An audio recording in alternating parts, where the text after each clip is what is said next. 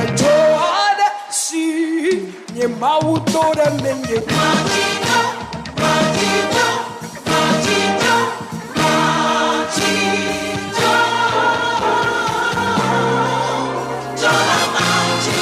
This is the Citi Breakfast Show, the city's biggest conversation.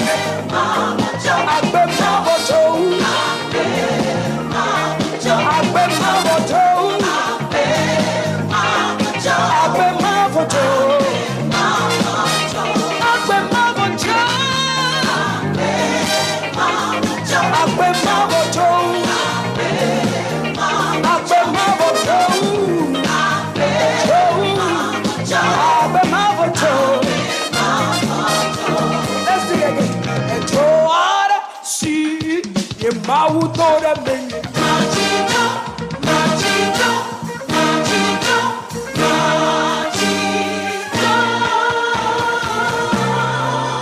Chola Matio Agbe Mavojo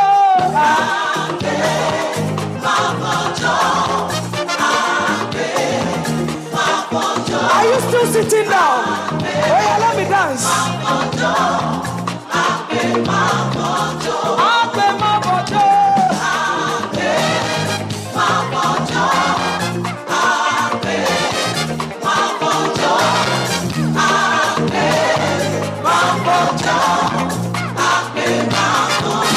The Citi Breakfast Show.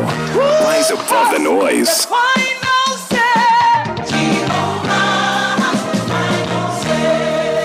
I didn't hear you. I'll try it.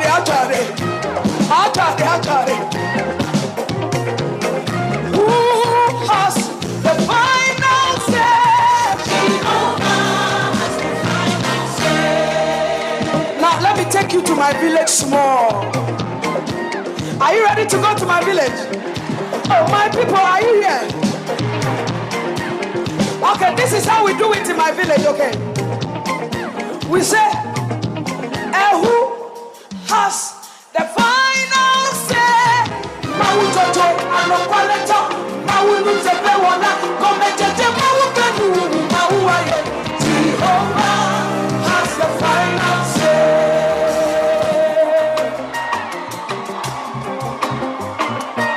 Are you dancing? Let me see you dance. We'll take it again. Who has the final say?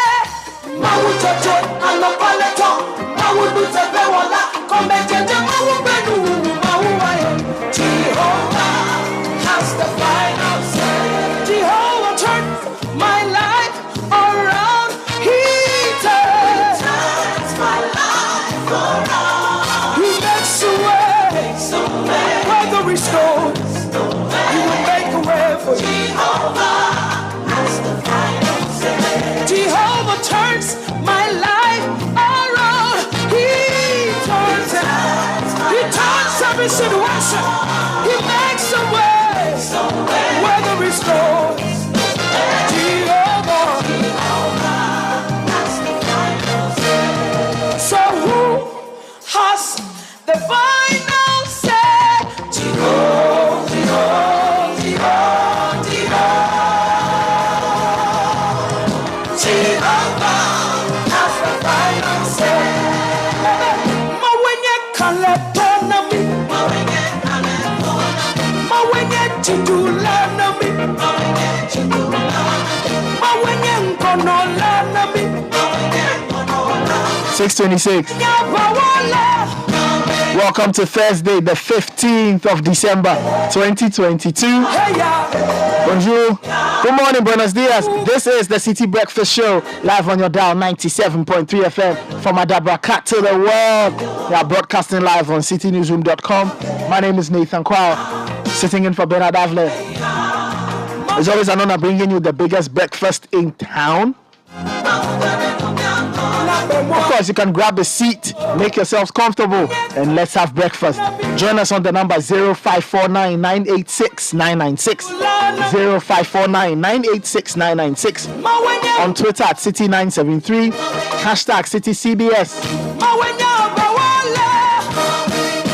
Celestine Donko starting us off on a Thursday morning. The wonderful praise medley.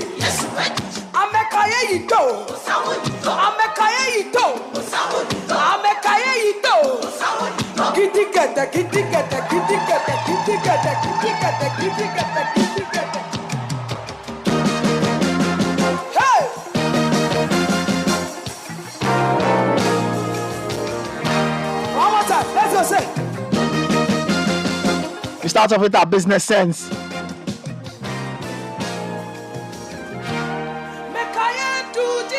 Proudly brought to us by ADB. ADB is giving you the payday plus if your salary goes through their bank. It's a fantastic opportunity to help you solve a pressing need that comes up before payday. You can get up to 10,000 cedis or 80% of your next monthly salary.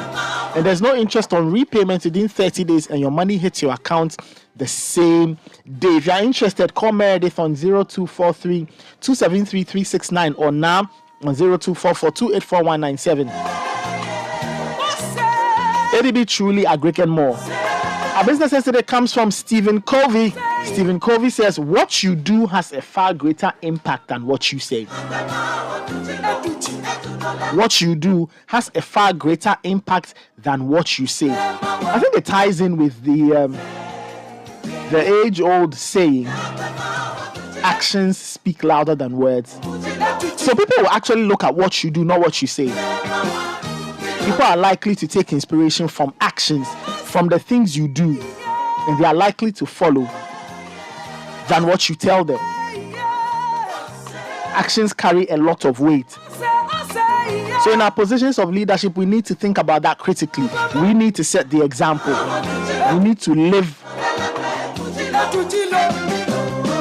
We need to live what we say, act it out, and then others will be urged and inspired to take those same steps to greatness. That's our business sense. What you do has a far greater impact than what you say. Wise words from Stephen Covey. That's our business sense for the morning, brought to us by ADB. ADB truly agric and more. The newspaper review comes up next. This is the Citi Breakfast Show. We'll come back after this short break. Don't go anywhere. This is the Citi Breakfast Show, the city's biggest conversation.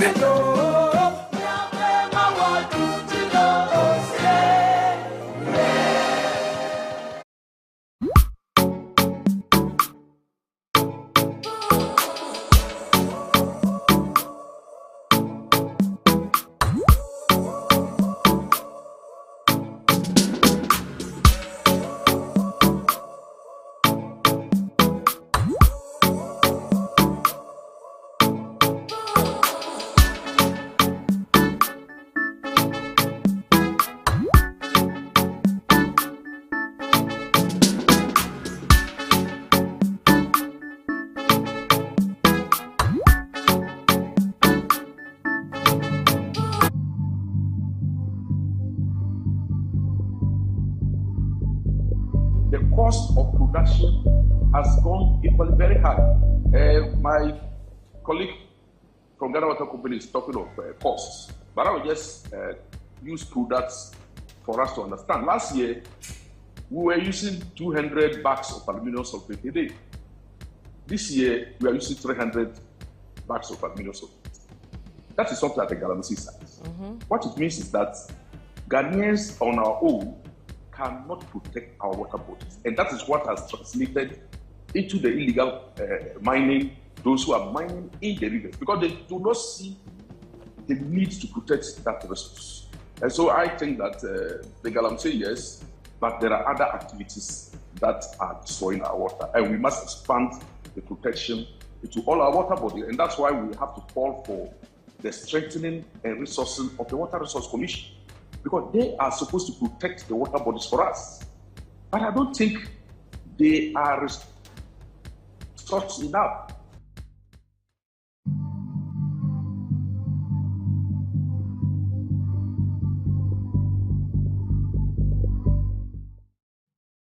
Because this one give it to them.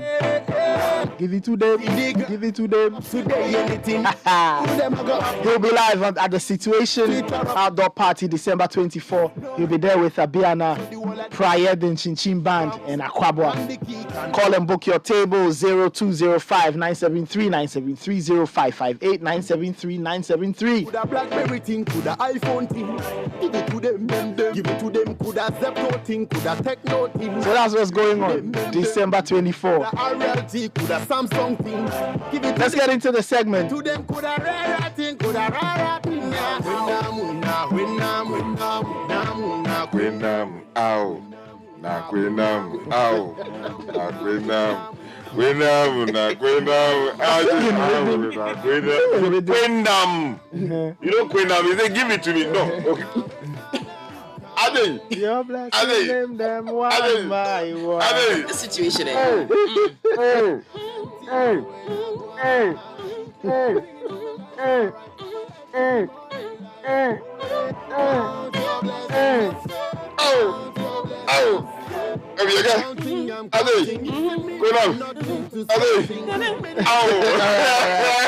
Yeah, December 24th, the Situation Outdoor Party. Yes, December 24th. Yeah. We are coming. We are coming like. Yes, we are coming like a Ready? We will party. Yes. The people don't want us to party. They have given us a cat thinking we will not party. They lie. We will party and we will come back to deal with them. We need a good morning. A proper one. To inspire. Inspire the situation. Nathan. Okay, good morning, Koku. Good morning, Rachel.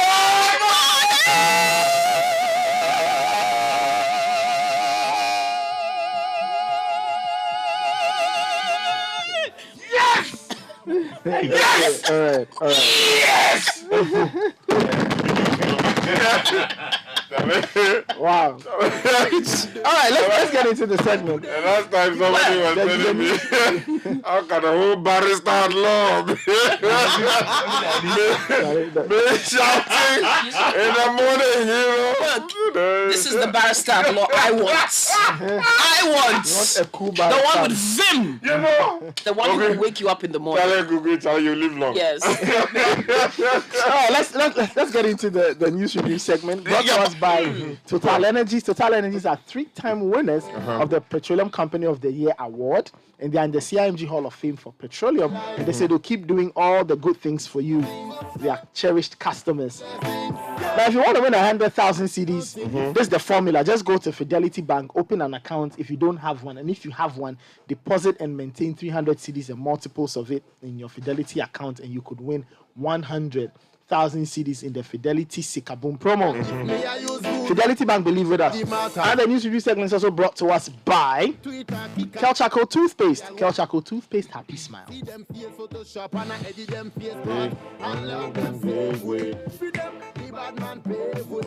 Alrighty. Okay. Hi, how you guys doing? You're good? Charlie, And it's 10 days to Christmas. The Christmas is too Too dry. dry. Too dry. People are not even calling me to say, oh, bro, Merry Christmas in advance. Even Merry Christmas in advance, Abomi. We know things are hard. But at least say Merry Christmas in advance. It's like they have either postponed the Christmas or like the Christmas campus. I don't know what is happening. But, you know, people were stressed about the dollar-city relationship. Yes. Now we're being told things are, you know, better than they were a couple of weeks ago. Yes, the city is depreciating the dollar. So, yeah. shouldn't we be feeling a bit more joy? Exactly. Because of that. I mean, no? I don't know. We're not I mean- feeling, it hasn't No, hit the pocket no, yet. no, It's Fuel prices are supposed to come down soon. fuel prices went down a few weeks ago. Maybe they should go down further. No, in fact, they should go down further. The dollar must go down. It must go down. It must go down. Yes, it must go down, Charlie. Yeah. We have to make sure that the thing reflects. It's not good, right? No more. No, it's not good. So if you continue like this, we might even just be reviewing ahead of the Christmas for the newspaper review because the thing is not good. And our families are not happy at all. Hey. They are not happy at all. Mommy, for Christmas, what am I doing for Christmas? No, yeah. I'm going to work. Because that way you don't want to talk plenty. Because you will say something that will create problem. So please. Yes. Alrighty. Okay, let's get into the newspapers. The Business Finder says what? Make Africa the place for investment. President urges African diasporas. The president was saying so. I didn't hear it. People are calling me to tell me. What did he say? Okay. Later you Maybe play we'll it. hear it later. Okay. Let's go to the Anchor newspaper. Ken must stay. New MPs demand after Citi flexes muscle. Oh, I see. Hey, what a turnaround. New But 98 rebels go silent. Interesting. Also, NDC filthy secrets dropping tot by tot as youth organizer questions Airport Hill's small boys' source of wealth. Hey, there's a picture of Sami Jimfi here. Is that the one they're talking about? I don't know. Okay. Look at it. Engage OT region, chiefs and communities, Deputy Minister Tas Gizdek. Look at this one though, Sky. Eating dog meat wards off spiritual attacks. Consumers president reveals. And is this Dr. Apak here in the picture? No, but it's Dr. Apak, good morning. Dr. Park's pictures on the front page of the Anchor. Yeah, that's it. Without they've not said anything. Yeah, we don't quite understand why is but anyway. Because you know he defends the consumption of dog meat. Oh, I see. Yeah, he says it's one of his favorite delicacies. Oh, really? Yeah. Okay. There's just like some other people I know who eat cats. So problem no day. But not that in some other countries that would be cruelty to animals. Now the Chronicle says this morning transport fares go down. Ministers and the minister is Yama hints as House approves ministry's budget estimates. Also, we are told that a Reverend Owusu Bempa left off the hook. And pensioner who slapped Accra Commando granted bail. The Daily Ghanaian Guide. Let's change disease, hunger, and poverty narrative of Africa. This is Akufo-Addo to diasporan leaders. Thank you. And Haruna Idrisu completes purchase of a popular football club at an undisclosed amount. Also, mandatory human rights assessment due diligence for corporate entities coming. Okay. Apologize to the Supreme Court judges, AFFA to Esiedun Ketia, Mahama, and the NDC. Also on the front page this morning, we are told foreign companies must retain profits in Ghana to sustain current stabilization of the CD. This coming in from an MPP member of Parliament. Yep. And something here that says GBA must investigate and sanction NDC lawyers over Esiedun Ketia's leak tape. That's coming in from Richard Anyagba. The business analyst front page, CD gains 25% value to dollar within a week and a half. Also, inflation hits 50.3%. But rate will be coming down soon. We hope. IES predicts significant fall in prices of petroleum products, and National Security Ministry and the Ghana Journalists Association join forces to ensure security for all. The Daybreak newspaper says, you are dismissed forces officer, special prosecutor to Damwa. You are dismissed forces officer. I don't understand the headline. Maybe there's another way of reading it, but it says you are dismissed forces officer, special prosecutor to Damwa. Also, let's make Africa investment hub, says Nana Addo Akufo-Addo. Okay, and then the Newsday front page, President implores diaspora, help make Africa the place for investment and prosperity. Also, more labor unrest looms over debt exchange program, Professor Jampo hints, and gold for oil deal long overdue. And the Business Finder says, make Africa the place for investment. The president is urging African diasporans. And then we are told that limestone rich Krobo communities deprived of development. And youth voices chapter must be truly representative. Okay, if you go online, citynewsroom.com says BOG head of research explains reasons for CD's recent recovery.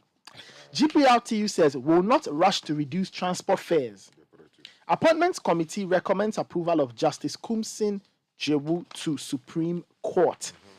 Pay 5 billion CD debt owed road contractors, minority to the government. And Anodompre calls on drivers to slash fares as fuel prices drop. Other stories on that same portal, Okay, all right. Other stories on the Pulsar. Debt exchange. We didn't have enough time to consult. That's coming from John Kuma. Quite an interesting one there. Read that again. It says, we didn't have enough time to consult.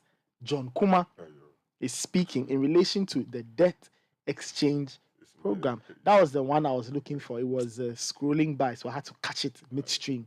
If you go to citybusinessnews.com, they also have a number of stories. President tasks NLA to flush out minors from gaming and betting space.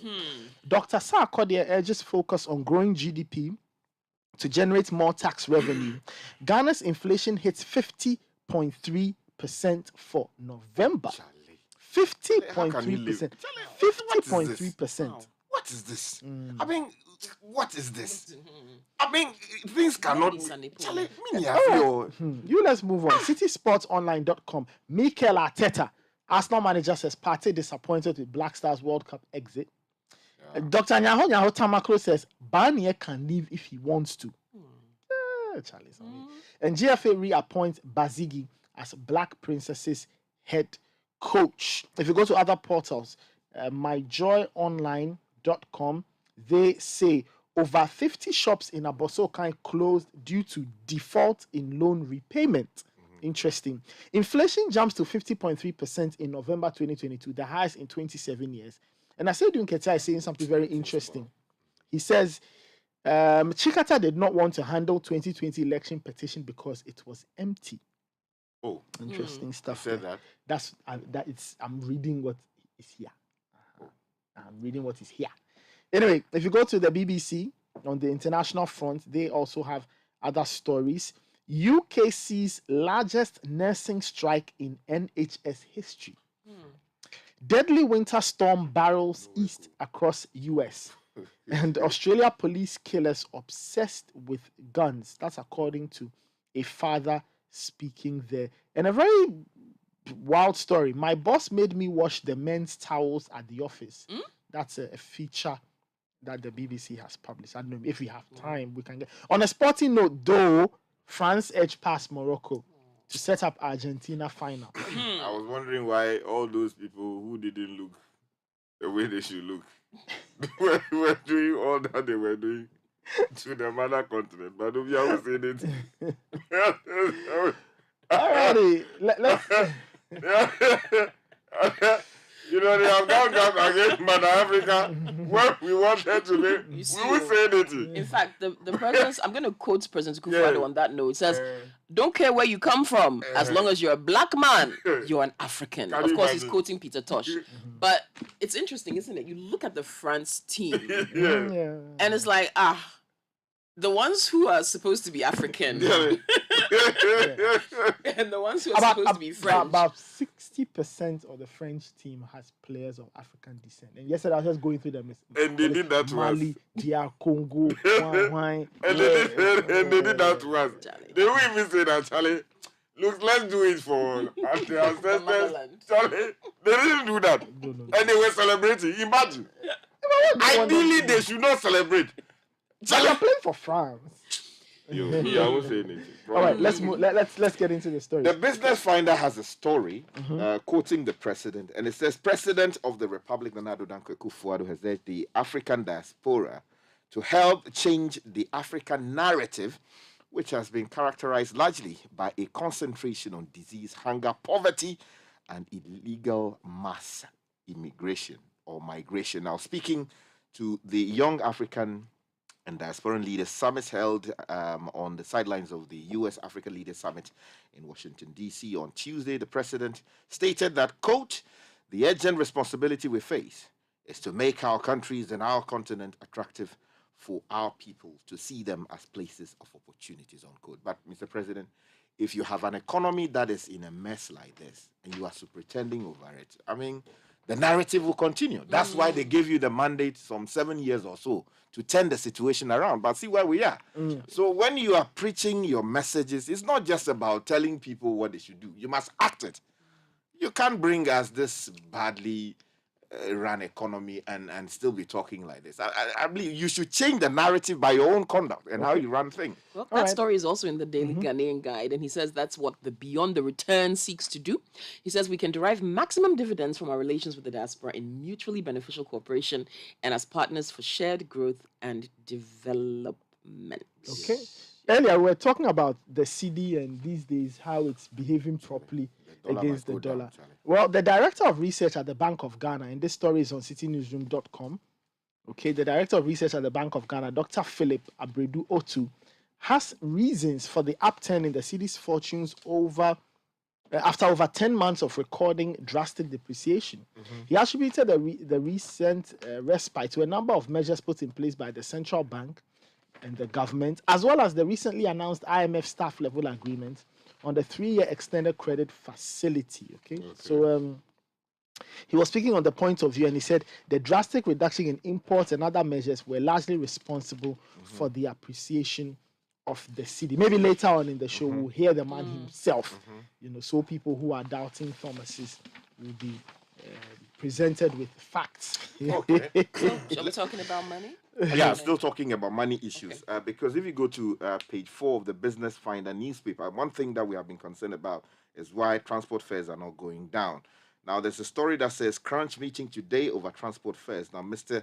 Kweko Ofori-Esiama, the Minister of Transport, will today, Thursday, December 15, 2022, meet with private transport operators to push for a decrement in transport fares. Now, sources close to the ministry told the Ghana News Agency that a meeting had become necessary amid persistent calls from the public for a reduction in transport fares following significant decline in fuel prices in fuel prices in the last few weeks. And in the Business Analyst, we got two stories. Cedi gains 25% value to dollar, and inflation hits 50.3%. Indeed, the cedi within this period is the best performing currency in the world. However, its year-to-date performance still ranks as one of the worst in the world. The Forex Bureau, or the retail market, are selling a dollar for about 11 cedis on average.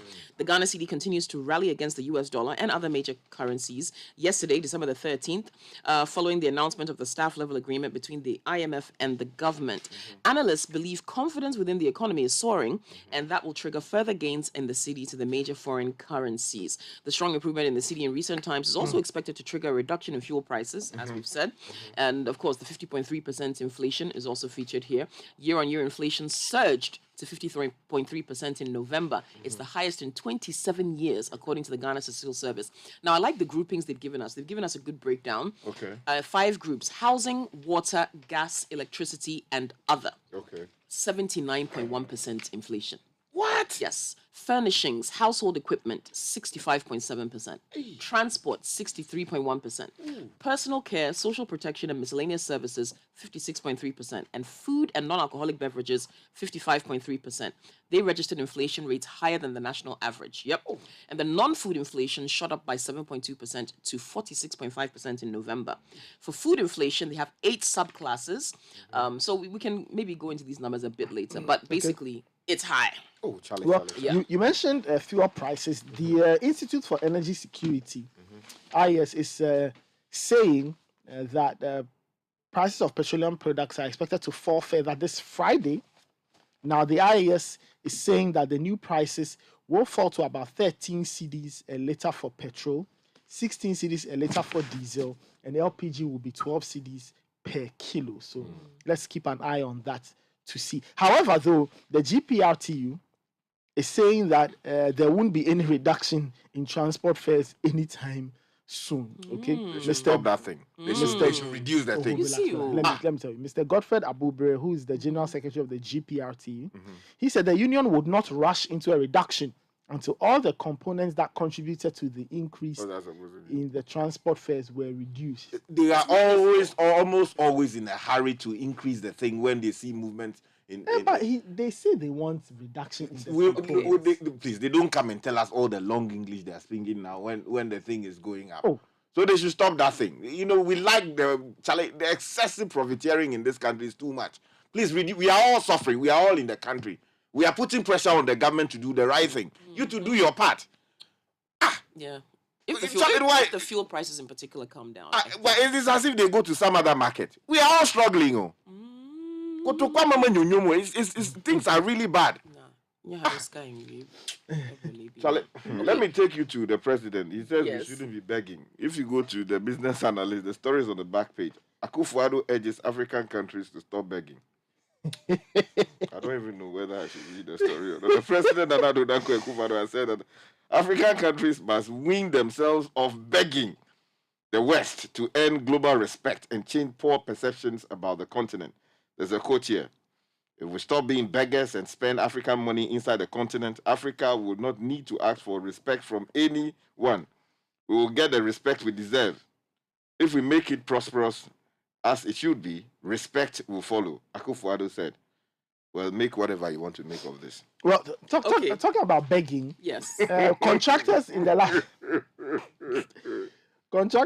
last few years or so have been begging. I've been begging to be paid. What is that? Yeah. They have been begging to be paid, okay? So the minority in Parliament is urging the government to ensure the payment of various owed road contractors. Now, this comes after the Roads and Transport Committee of Parliament expressed worry over the Ministry of Roads' high indebtedness, okay, of about 5.9 billion cedis to contractors at the Ghana Road Fund Secretariat. Honorable Avenue Makin, what is there money in the thing? Why are you not paying the contractors? He is the chairman of the road fund. Yes. Charlie, things are not good. Economy, Charlie, people are suffering. Pay the contractors. Yeah, they've been. Yes, because if you pay them, Charlie, brothers will also hold something small. You know, for Christmas especially. Charlie, there should be something in that kitty, because the money comes from all manner of sources into the pot. So are they telling us that there's no money in there? Honorable Makin, please, you are the chairman. So maybe that was a big part of it. Yeah, they should pay their people. Okay. The Anchor newspaper front page. Ken must stay. New MPs demand after Citi flexes muscle, but 98 rebels go silent. So the Anchor can confirm growing disquiet among a new group of MPP members of Parliament over the apparent silence of the proponents of Ken must go, the group of lawmakers that recently demanded the removal of the finance minister. According to this paper's information, the new group is worried about the deafening silence of the critics of the finance minister, particularly in the wake of the unprecedented appreciation of the cedi against the dollar.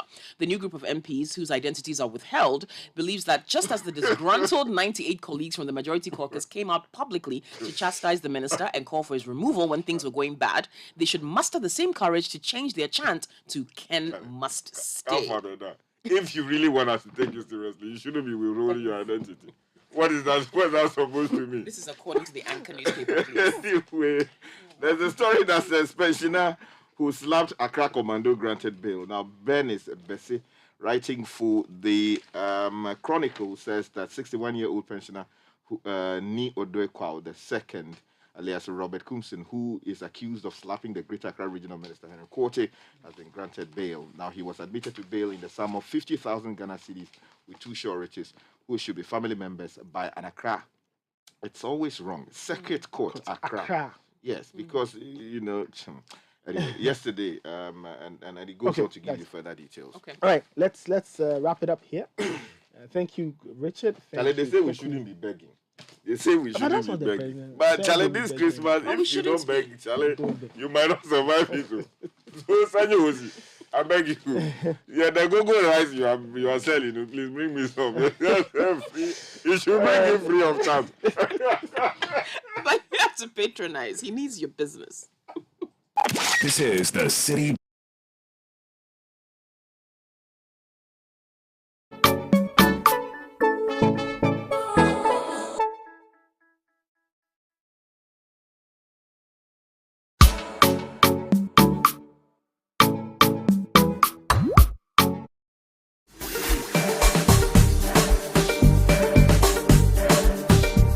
What do you get when you mix the best DJs in the country? The most amazing live band sets, delicious cocktails, and wonderful food. Back-to-back hit music from Ghana's finest group, Prayer, dazzled by the sounds of Abiana and being serenaded by the brilliantly talented Aquabua. And jam to the hits from the Beam Nation president himself, Stone Boy. The biggest outdoor party, of course, Situation 2022. 2022. Are you ready to party?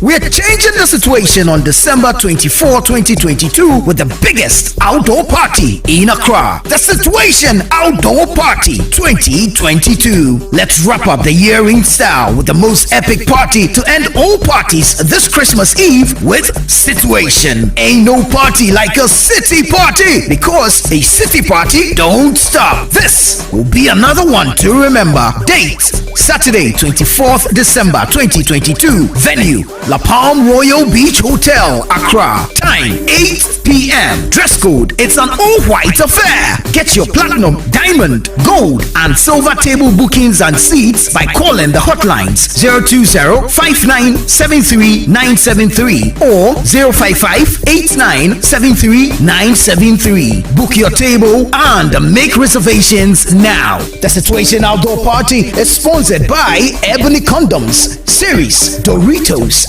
Lays, Logistics Movers, and Veuve du Vernet France. It's supported by City FM and Ghana Weekend and powered by City TV. This is a Beyond the Return event.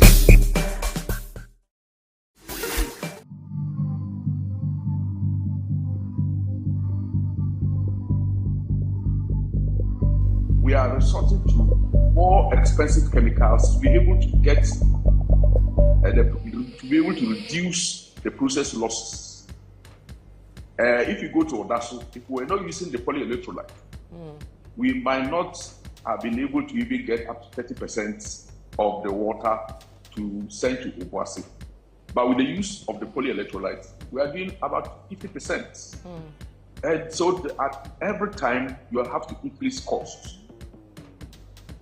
If you are using the aluminum sulfates, you will have to use, the more aluminum sulfate you put in your water, the more other chemicals that you put in to correct your pH level. So at all times, the costs continue to go very, very high.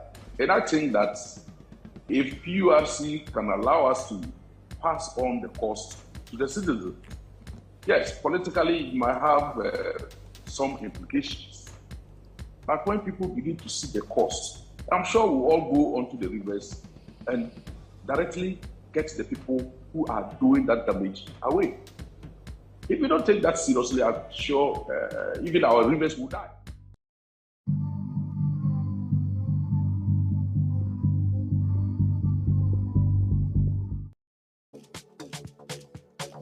And the City Business News is also brought to us by MTN.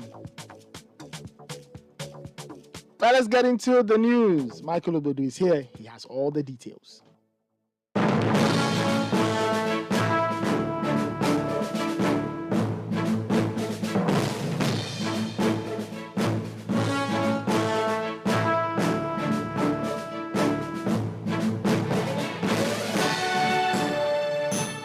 Hello and welcome to the breakfast edition of City Business News, proudly brought to you by MTN, Goil Enterprise Life, your advantage, Access Bank, more than banking, and powered by your most comprehensive business news website, citybusinessnews.com. Coming up, economist Dr. Patrick Isumim projects upward inflation rate to continue to the end of the year. Also, Pharmaceutical Importers and Wholesalers Association lauds CD appreciation, adding that it would enhance operations of its members.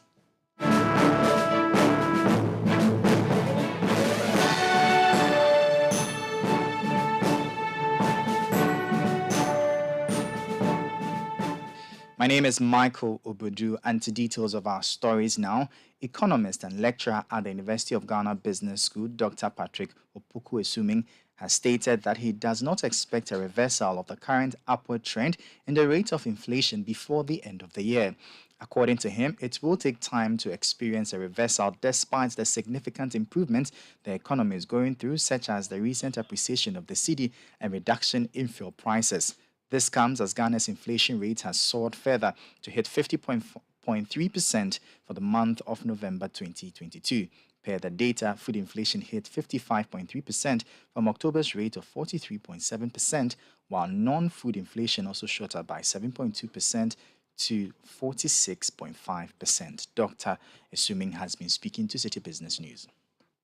if you look at how things are breaking down, there are two things that stand out. One is that the imported inflation is significantly higher than the local inflation. That's a hint that the city depreciation that we saw, especially in the months of October, would have played some role. But it's not just the city depreciation. We also seen that in that period, transport costs have gone up significantly. At the same time, we see that food inflation is still higher than non-food. So just when we have come out of the harvest season, I think it's a little bit trouble. I'm not too sure that we'll see any reduction, substantial reduction for the next for the December reading. I think that it is just this December, the first couple of weeks of December, that we've seen some real stabilization or some real recovery for the city. And I think even though the city is recovering, we've seen some marginal gains in terms of the transportation, but I mean in terms of the fuel.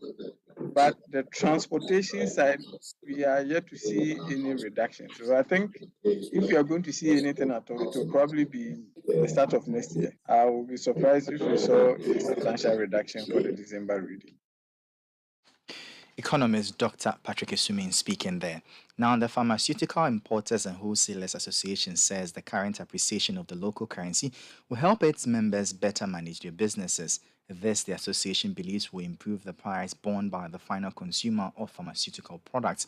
A few months back, when the cedi reached an all-time high of 16 Ghana cedis a dollar, many of the importers abandoned their goods at the ports due to a spike in import duties and taxes. Speaking to the media on the sidelines of the India-Ghana Summit in Accra, the president of the Pharmaceutical Importers and Wholesalers Association, William Adu, said the appreciation of the cedi will not have an immediate effect on the prices of already stocked products. At the end of the day, it's going to be beneficial to the consumer, as it's going to affect prices, and also it's going to make our businesses better to manage, because you need more money to do whatever you are doing if the cedi depreciates. So it's good news that the cedi is appreciating, and we pray it goes along that tangent for a long while. Yeah. I won't say just pharmaceutical, generally. Once the cedi starts coming down, the worst case scenario is you are not going to have price increasing, because we used to have the benchmark value at, let's say, 70-80%, but now it's gone to 100%. And also the cedi is not going to appreciate back to the 6 cedis, which I doubt. So hopefully pricing soon just be skyrocketing as it's done over the period, and also new goods coming in may see good prices than it's been, because once the cedi is stable and you can do better projection, it affects the price. That was the president of the Pharmaceutical Importers and Wholesalers Association, William Adu. Now, on the interbank foreign exchange market, where banks trade amongst themselves, the dollar lost 1 cedi 11 pesos and is selling at 9 cedis 30 pesos. The British pound lost 1 cedi 36 pesos and is selling at 11 cedis 54 pesos. The euro also lost 1 cedi 8 pesos and is selling at 9 cedis 9 pesos. However, at some forex bureaus, the dollar is selling at 10 cedis 50 pesos. The British pound is selling at 12 cedis 70 pesos, and the euro is selling at 11 cedis 50 pesos. Now, away from that, the CEO of the Ghana Enterprises Agency, Kosi Yankee Ayers, says the recent announcement by the government of a freeze on employment next year is a challenge to her outfit to empower more entrepreneurs who, by extension, will create jobs. The government made that decision as part of its fiscal measures towards securing an IMF deal. In line with this, Madame Ayers stated that her outfit will continue to push the various entrepreneurship programs under its supervision to help check the concerning levels of unemployment in the country. You know, for me, I look at everything in a positive light. One, I think the work we are doing is to create entrepreneurs, and those entrepreneurs need to go and create businesses. So I think the challenge for me is to see how best I create more entrepreneurs. So it's actually a challenge thrown to me, and it gives me the opportunity to actually be innovative in the way we deliver our intervention. So for us, really, if there's going to be a freeze in employment, then what is Ghana Enterprises Agency going to do to create entrepreneurs who would create employment? Because even, let's forget the freeze, what are the numbers government is really employing? I don't think it's 100% of the unemployed. The bulk of those who are unemployed are actually in the private sector. So actually what our goal is and what we need to focus on is to support entrepreneurship. So we have the Youth Start Intervention. I mentioned to you that we have this high growth coming up the next phase. Next year, we have a lot of programs that are coming. We're going to focus on entrepreneurship development so that people will be able to strengthen their businesses and grow. You heard the CEO of the Ghana Enterprises Agency, Kosi Yankee Aye. Now, Minister of Communications and Digitalization, Esla Owusu-Ekufu, has revealed that a digital economy policy is being drafted to spearhead government's digital agenda. Government has seen to the digitalization of a number of processes under government organizations aimed at fast-tracking processes as well as increasing government revenue. In an interview with Citi Business News on the sidelines of the launch of Seats for Ladies in STEM organized by the Ghana Chamber of Telecommunications, Esla Owusu-Ekufu said the policy, which is in collaboration with the World Bank, would further aid in government's digital agenda. Ongoing stakeholder consultation, and we've done it in consultation in collaboration with the World Bank. But we are digitalizing our country. We can't do it in a vacuum. The only policy that we have guiding what we're doing is the ICT for Accelerated Development Policy, which was passed in 2003. Since then, a lot has happened and continues to happen. So we're looking at skills, we're looking at the technology, we're looking at the processes, we're looking at digital infrastructure, all sectors, and the overarching environment within which we can do that, and how we can use all of this to formalize our economy and generate more jobs for our young people. Digital skills is a key component of the policy that we are developing, because we believe that if we give our young people the skills that they require, they can compete in the global world of work within the next 10 years. They're already doing exploits. In many of the meetings in which we have gone, where they've been given an opportunity, they are winning awards. Innovations from Ghana are winning international awards. Minister of Communications and Digitalization, Esla Owusu-Ekufu. Let's now join Gideon Amweniche of Data Bank for the latest updates on the bonds market. Monday's trading session on the Ghanaian secondary bond market resulted in a total market turnover of 472 million Ghana cedis out of trades in 36 bonds. The 2022 to 2025 maturities, with an average indicative yield of 36%, dominated the session. The Data Bank bond index closed the session lower, expanding its year-to-date loss to 22.11%. For this week, Ghana's money market auction will target to raise 1.98 billion Ghana cedis for the 91-day to the 364-day bills. At the last auction, the 91-day yield closed at 35.57%, while the 102-day yield closed at 36.53%. The 364-day yield is quoted at 36.19%. That was Gideon Amweniche of Data Bank. And that does it for the breakfast edition of Citi Business News, proudly brought to you by MTN Goal Enterprise Life Your Advantage, Access Bank Modern Banking, and powered by your most comprehensive business news website, citybusinessnews.com. My name is Michael Lubudu. Thank you for listening. Have a good business day. And as always, please stay safe.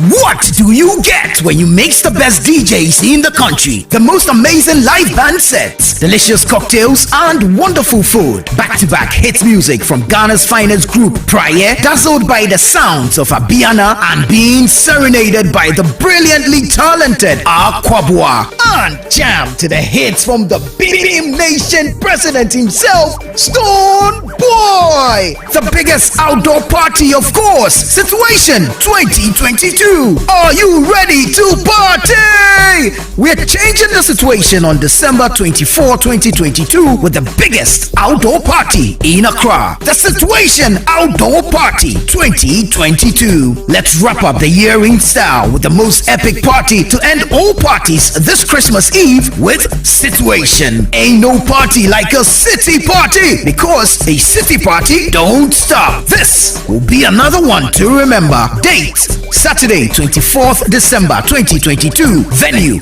La Palm Royal Beach Hotel, Accra. Time 8 p.m. Dress code, it's an all-white affair. Get your platinum, diamond, gold, and silver table bookings and seats by calling the hotlines 020-5973-973 or 055-8973-973. Book your table and make reservations now. The Situation Outdoor Party is sponsored by Ebony Condoms, Series, Doritos, Lays, Logistics Movers, and Vive du Vernet France. It's supported by Citi FM and Ghana Weekend and powered by Citi TV. This is a Beyond the Return event.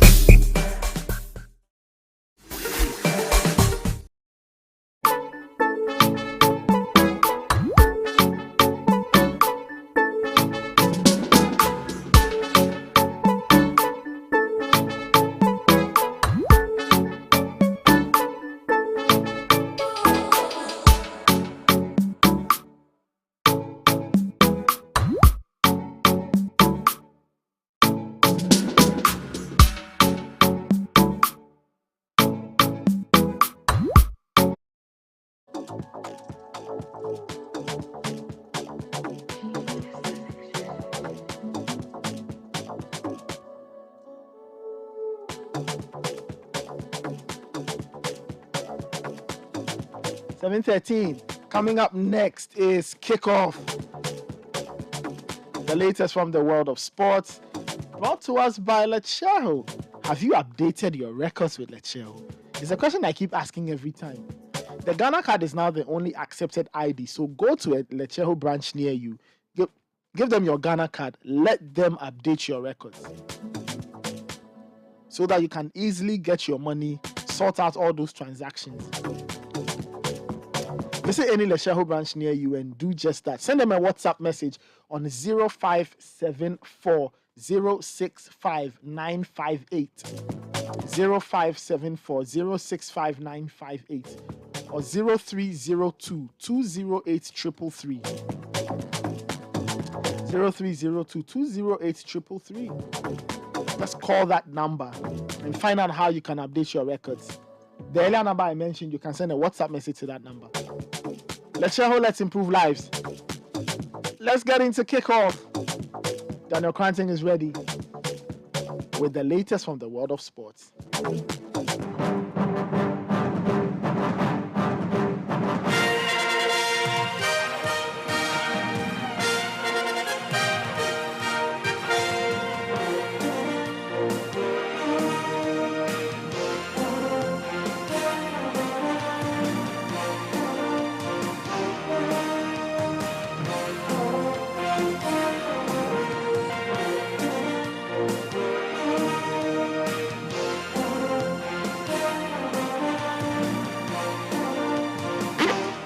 Hello and welcome to Kickoff here on 97.3 Citi FM. My name is Daniel Cranting. In the headlines, France will face Argentina in Sunday's FIFA World Cup after the French battle past Morocco in the semi-final. And the management of the Black Galaxies are working to secure high-profile friendlies ahead of the CHAN competition next year.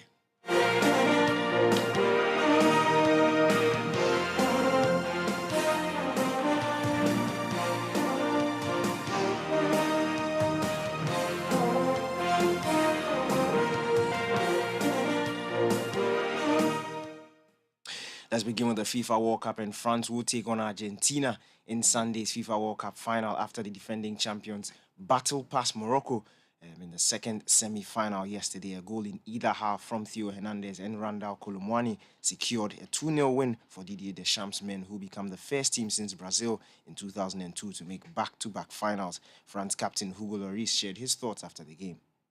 Yeah, amazing feeling. It was not easy, as we expected.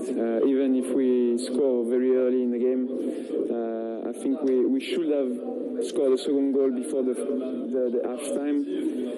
And in the second half, we played too deep, and they showed their quality. They showed that it's not only a team to defend. They know how to play. They have talented players, and they deserve a lot of credit, you know. And in our side, I think we suffer a lot, but it's good able to stay strong during the storm, to not concede a goal, and then obviously when we scored the second goal, we managed the game perfectly at the end. Yeah, it's a great final. Argentina is very, very competitive. They won the South America Cup a few years ago. They showed how strong they are during all the tournaments. And then they have a special player in their team, one of the players who made history in football. And there is everything for a big game, and we have to be ready for this big battle. But I think we have also some good weapons. But it's time to rest, It's time to recover after a huge effort, and hopefully we will get the energy back for this final. You heard France captain Hugo Lloris speaking there. Morocco will take on Croatia in the third and fourth playoff on Saturday. Elsewhere, chairman of the Black Galaxies Management Committee, Dr. Tony Obin, says the Ghana Football Association is working to secure high-profile friendlies for the team ahead of the 2023 CHAN competition. Ghana's local Black Stars team have been in camp for some weeks preparing for the competition, which takes place in Algeria next January. Dr. Obin hinted that these high-profile friendly matches will take place outside Ghana. The FA is working on an external, competition outside. Just to go for some training preparation before the main tournament. So yes, that will not be in Ghana. So that's ongoing. That preparation is being done, and I believe that in no time the details will come out. You heard the chairman of the Black Galaxies Management Committee, Dr. Tony Obin, speaking there. Elsewhere, Lance midfielder Abdul Salih Samed believes Thomas Partey was unfairly criticized for his role in Ghana's team at the ongoing Qatar World Cup. The Arsenal midfielder was constantly called out for not imposing himself on games and not showing enough dedication to the national team. But Salih, who played alongside Partey in Ghana's midfield at the World Cup, says Partey did not function as expected due to the role and system he was deployed in. Moving on, in a security guard at the Lusail Stadium has died after falling from the World Cup venue in Qatar after the Argentina quarter-final win over Netherlands. Kenya's John Kibwe was initially said to be in stable critical condition. However, he died 3 days later in hospital. The Qatari organizers say they are investigating the circumstances leading to the fall as a matter of urgency. The 24-year-old sister told CNN they had not been given any explanation. Kibwe's family told CNN he moved to Qatar in November to work on a contract with a local security firm. Moving on, Chelsea forward Armando Broja will miss the remainder of the 2022-23 season after sustaining an ACL injury during a season tour to Dubai. The 21-year-old, who has made 12 competitive appearances this season, sustained the injury in a 1-0 friendly defeat to Aston Villa in Abu Dhabi on Monday.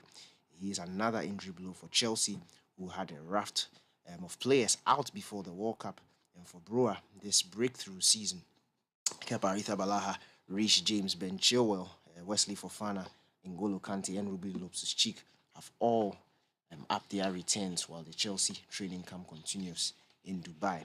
Moving on, Brazil and Tottenham Hotspur forward Richarlison is set for a spell on the sidelines after suffering a hamstring injury in the quarter-final defeat by Croatia at the World Cup.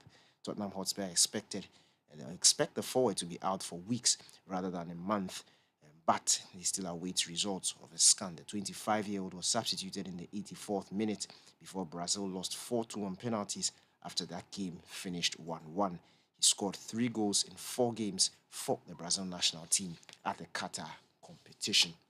That brings an end to Kickoff here on 97.3 Citi FM. My name is Daniel Kranting. For more sports news, visit citisportsonline.com. Kickoff was brought to you by Leshehu. Trust the process. The big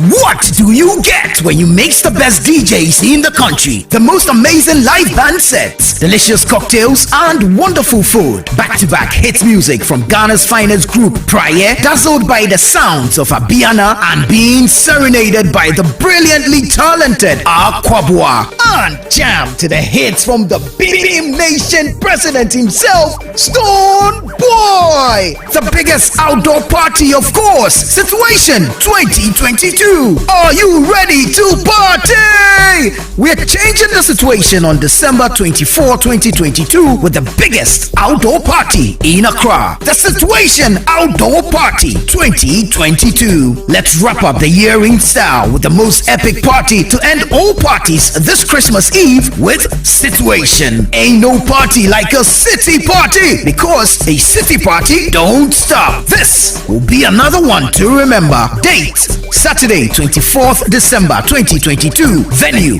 La Palm Royal Beach Hotel, Accra. Time 8 p.m. Dress code, it's an all-white affair. Get your platinum, diamond, gold and silver table bookings and seats by calling the hotlines 020-5973-973 or 055-8973-973. Book your table and make reservations now. The Situation Outdoor Party is sponsored by Ebony Condoms, Series, Doritos, Lays, Logistics Movers, and Veuve du Vernet France. It's supported by City FM and Ghana Weekend and powered by City TV. This is a Beyond the Return event.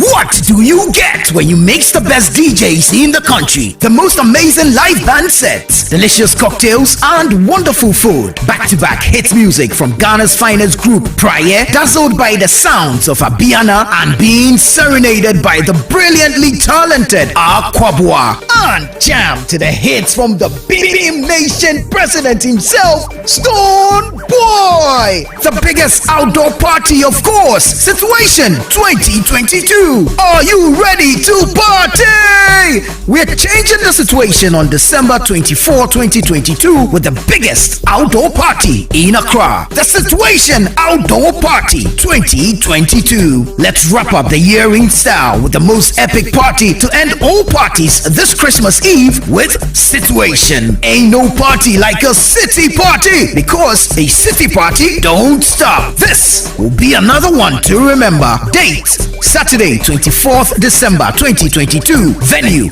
La Palm Royal Beach Hotel, Accra. Time 8 p.m. Dress code, it's an all-white affair. Get your platinum, diamond, gold and silver table bookings and seats by calling the hotlines 020-5973-973 or 055-8973-973. Book your table and make reservations now. The Situation Outdoor Party is sponsored by Ebony Condoms, Series, Doritos, Lays, Logistics Movers, and Veuve du Vernet France. It's supported by City FM and Ghana Weekend and powered by City TV. This is a Beyond the Return event.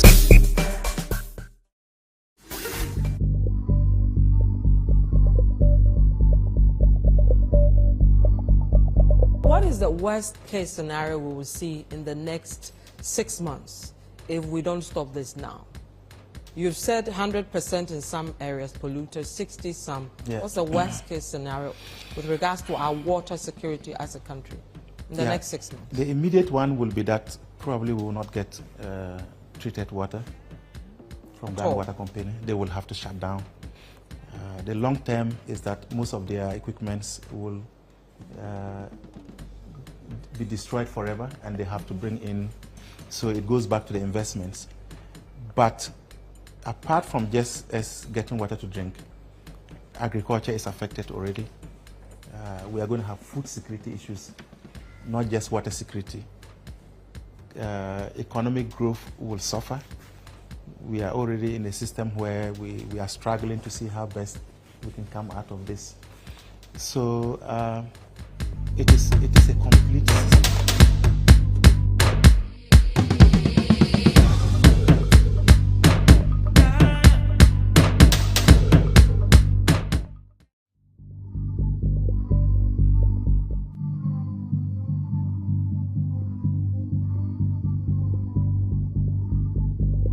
the cost of production has gone equally very high. My colleague from Ghana Water Company is talking of costs, but I will just use products for us to understand. Last year, we were using 200 bags of aluminum sulfate a day. This year, we are using 300 bags of aluminum sulfate. That is something at the Galamsey site. What it means is that Ghanaians on our own cannot protect our water bodies. And that is what has translated into the illegal mining, those who are mining in the rivers, because they do not see the need to protect that resource. And so I think that the Galamsey, yes, but there are other activities that are destroying our water. And we must expand the protection into all our water bodies. And that's why we have to call for the strengthening and resourcing of the Water Resource Commission, because they are supposed to protect the water bodies for us. But I don't think they are resourced enough.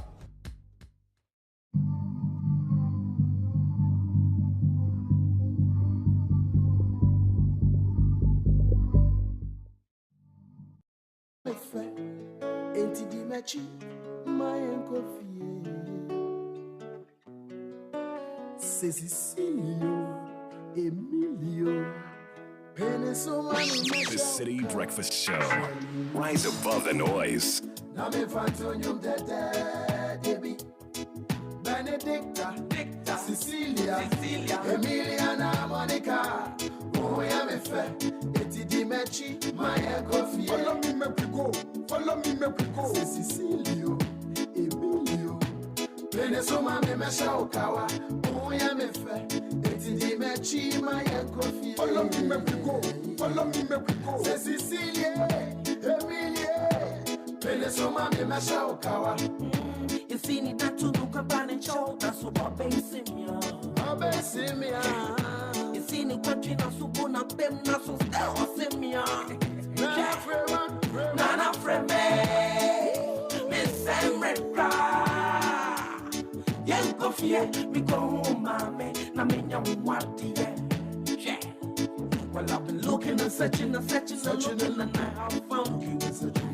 There was nothing in this world, and nothing that stopped me from loving you, loving you. But the only thing in this world that stopped me from loving you is when you cheat on me, is when you betray me, and you break my heart. Alright, now. Mommy, Antonio, that baby. Benedicta, Cecilia, Emiliana, Monica. Oh, yeah, me friend. Let me see the magic, my coffee. Follow me, me go. Follow me, me go. The power of radio. This is someone in a show. Oh, yeah, me friend. Let me see the magic, my coffee. Follow me, me go. Follow me, me go. Okay. This is someone in a show. Yeah, terribly, I mean, Muchi, you will learn that in it. You will learn for Chinta, Tashi, machine, fishing machine, that time, the Chintashi, Bessie go, oh, your hoa, oh, die, when you put, oh, you want to me, I can't be back, I mean, fair, okay, start to do, okay, stop, put it to one day, but that dog, my abato, don't, why don't you want to come on? I talk on Conole, talk about the chalet, Rudy Sissy Mimi, Julie Betty Jessie, Rappi, talk on Conole, talk about the chalet, Rudy Sissy Mimi, Julie Betty Jessie, Rappi, okay, there's up and take Kumkane, Sukane, my coffee, the best. Now me say I'm a sad. Oh, yeah, me fool. 7:30. Still listening to the City Breakfast Show. Sending your thoughts and comments 0549 986 996.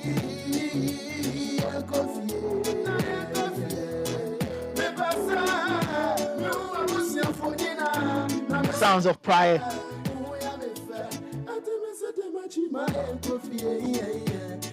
They call this one Woodin Your Name. And it'll be one of the many hits They'll be rolling out on December 24 at the Situation Outdoor Party 2022. Oh, it should be fun, and it will be fun. It's the all-white party. Just call 0205 973 973 or 0558 973 973. Book your platinum, diamond, gold, and silver tables. Come and let's party.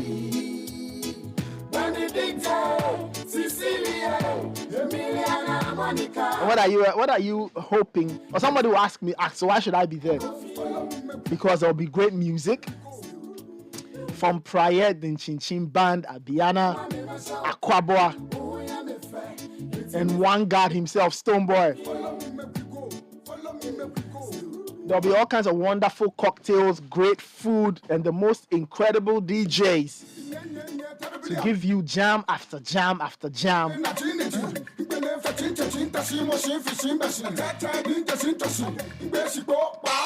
So call 0205 973 973 or 0558 973 973. Get your reservations locked in and let's have fun. What? It's not reservation. The reservation, no, they've already locked it in. The problem is that you have to pay for the table to be assured or guaranteed of the place. You know. Reservation is phase one. Reservation by Monday evening. Reservation has to metamorphose into payment. Yes, we have to see the money. Because reservation is a declaration of intent that I want to come. I want this type of table. I'm going to bring this number of people. Not a problem. But you can't plan with reservation. You must plan with payment. So today is what? Thursday. It's Thursday. Thursday the 15th. Yes. By Monday. So we have Friday the 17th. Saturday. No, Friday the 16th. Saturday the 17th. Sunday the 18th. Monday the 19th. Into the night. Yes. Please clear the thing. Yes. Pay the money. So I agree that people should call and book. But those who have booked should pay. It's very, very critical. Very, very important. Because there's something they do in the situation announced that like 2 days to the event, they start calling and say, Charlie, I'm coming, I'm But you know that that is 24th. Now Christmas is just 10 days away. Christmas looks far, but it's not far. It's because it's very close. Today is 15th. So in 10 days we have Christmas. So if the event is 24th, by 19th, 20th, you should know that you are coming. We should know our level. Yes. So we are saying that having booked the seat, do the next thing. Pay is very, very important. So the number you call that you book the seat, call them back and say, now I want to move. It's like you want to marry somebody. You declare your intent, you go and knock. But you have to move forward. You have to now take your list and bring the things.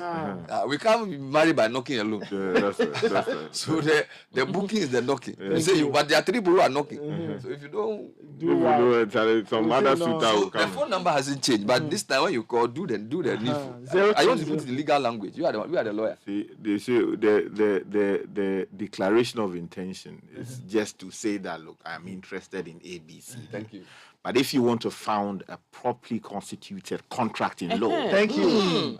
You must pay consideration. You understand? Because consideration. So the payment of consideration is what we are talking about. If you have not paid it, you have not, properly constituted a contract which cannot be which you want to enforce.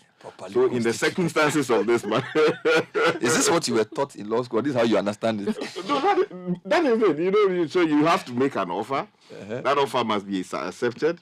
There must be, payment of consideration. So what's the difference between an offeree and an offeror? So there's a person making the offer. And so in this case of situation, are we the offeree or the offeror? So in this case, we have a product we are selling. We have a specific. So we are the offeree. No. You see, there's something. You have to be sure. Please help me. There's something known as we just displaying a pride style. Yes, please. So you come and offer that. Okay, I just say I'm buying this thing. You understand? Once you are buying it, you are offering to buy. So the person coming is the offeree. Yeah, that's right. And then Citi is the offeror. Yes. So once the offer is made and is accepted, we accept the offer, then you have to pay what? Consideration. That when you pay the consideration is money. Yes, the other is money. It could be it could be some other thing or amount. Yeah, but it doesn't matter the amount that you are paying. Once you have paid consideration, Charlie. No, but let me explain. This one we are taking the full amount. We are not taking consideration. We are not saying we are not paying advance. No, pay the money so we book the table for you. Pay the money. Once you pay the money, consideration is paid, and there must be an intention to create legal relations. What is that? Yeah, in other words, the two parties must have intended that what they are, the discussions they are having around payment of money and making an offer and acceptance, they intended what they were doing to be enforceable in a court of law. They knew what they were saying. You know what I'll say? Thank you. Education, they just confuse us. No, you see, there's a reason why. So, for instance, if Kukui, assuming you are my wife, and we have domestic promises, I'll buy you this. Okay. You two, you say, you give me this for that discussion in the home. Wait, I'll give you what? I'm just saying something like you want to give me something, and then I'll pay some money for it. Like we are wife. Circumstances, don't use such words by heart. No, you see, in that change your example. And then what? We will not give you any something. The reason is that in that case, there is no intention to create legal relations, so you can't go to court and enforce that. You hear? Yeah. So what we are saying is that you see something is wrong with your mind. I'm not saying anything. So what we are saying is that situation, it is happening. It is happening. It's 9 days. Just you know, there are 9 days to situation. Tomorrow there will be 8 days. Yes. Counting that. Like that. Monday the 19th, you should have made good paid your consideration. Finish. Or you forfeit. Yes. I love Miyomi. Yes, you have asked us to put some seats aside for you. Thank you. Yes. And you will come. And when you come, you will pay us. You don't tell that we have reserved. When you come that day, you come and sit on the chairs and eat and drink and dance. And because of that, as you called us, we are very happy. But now, it's money that does things. So that you never get on there. Because it's money that does things. It's very important that you pay. This promise you make to us. It's important that you pay. Because I have for more. Because if you don't pay, I don't understand that. So come on to me have ajura ya nebona. This guy move. Nkeke mamleto. Basu sube na kefu na mi kefu na mi kore. Agore mi ruge. Azaino azaife. Avivimo. Onwa vivimo ne ntoto ne vivimo.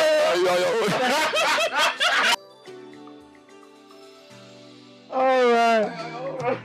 So yeah, the situation outdoor party. Charlie, call 0205 973 973. Now, look, if you haven't booked, call and book. But this time, if you call, just pay. Just make payment and let's go. I feel like we owe Sky breakfast now. Like I want to say something. So you see, on the same point on Oferi and Oferi, I was reading something today, and I insist that education is they just try to confuse us. So for example, and they said when you want to buy currency, there's something called the bid and the ask. So apparently the bid is the demand and the ask is the supply. How does that make sense to you? The bid for the... So if you're going to buy dollars, the bid is the demand for dollars, and the ask is the supply. In English, it's the opposite. The ask is the one looking for the thing. Right? But they said the ask is rather the supply. It's the same as Oferi. It doesn't make sense. Confusing people with... They use that So in our circles, for instance, they would have said that because we have invited the public invitation to treat. So when we display the price tag, this is how much we are charging for blah blah blah. We are just inviting the public to then make offers to us so that the payment can be made. So it is along the same. But sometimes it's very, very confusing. It's very difficult. Sometimes you are in the exam hall and you are thinking, which is which? Which is which? Is he or the Ofari or Faro? Because if you get Ofari or Faro wrong, the whole answer is wrong. The other thing is that you see the language we are trained in is also a bit difficult. So what's at home, what language do you speak? You know, sometimes a lot of our words we don't understand it conceptually. We don't get it conceptually, so you are trying to understand the thing, but it's not working. So wait. But the proverb you give, what does it mean? When you were ending, I was doing. Let me tell you something. I used to do interpretation at church. You know, I was gonna say Yeah, that you would be a interpretation at very good hype man for a pastor. Global evangelical. Like, you would Adonai do that Chapel. so well. Yeah, when they have Children's Day, Brother, and somebody's preaching. They said Bernard would be a because you good play- hype man. Is it true? No, for a pastor. No, I'm serious. I was at. he was on point. Yeah, he was on point. Even picking the place to bring the interpretation. No, I was Exactly. You see, his rhythm was on But the proverb just threw me. I never hear before. Which is to say that if somebody owes you money, in which case the people who are promising they will come and pay, they owe us money. Now we cannot take the money they owe The us assurance. and take that assurance and go to pay money cuckoo. To buy cocoa in the money. In which case we now go to the rice seller and say, oh, okay. Some people say they will give them. Some people say they will give us That money. reservation we go chop. So like Freeman said, we have 25 So, people who have booked platinum. So those 25 people, their total amount is 2,000. Okay. That 2,000, no, please give us Coca-Cola. We can't use that. You can't. It is cash down. Yeah. But you said it too fast. But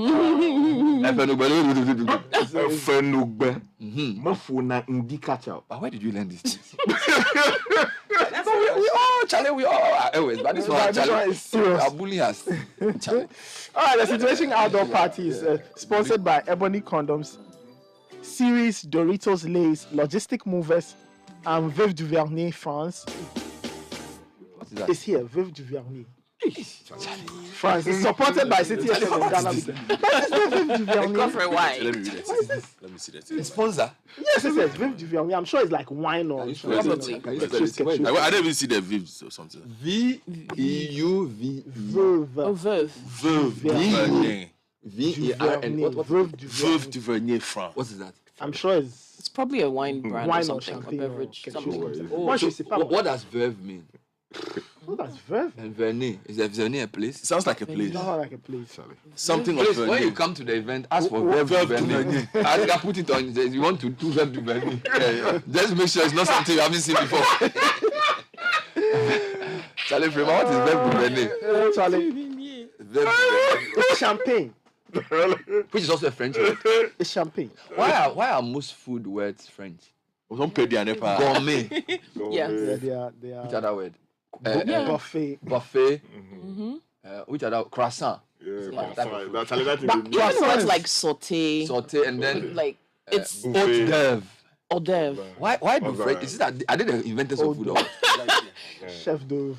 Cuisine. They are the masters of cuisine. who told you? Is it not their words we are all using? How many French foods have you eaten? How many French food have you eaten this week? Sometimes the processes generate from them. Veuve alone means widow. Widow. Yes. And the widow of Vernay. Maybe. No, but I'm saying in terms of food that we eat, I think even pasta is more common than any French food. Rice. Maybe, but when you talk about art of cooking, the art of cooking. Maybe the art of it. They go very deep. Let me give you the backstory on this. So Veuve Duvernay, the gentleman called Robert. Robert. A.K.A. Robert. Now he named his wines for a widow in Vernay who helped his father during his early winemaking days. So Vernay is a place. Yes.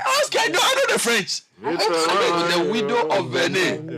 But he pay the widow for using her this thing. So he named the wine after her. Oh, I see. I hope she gets a cut. So this wine is going to be.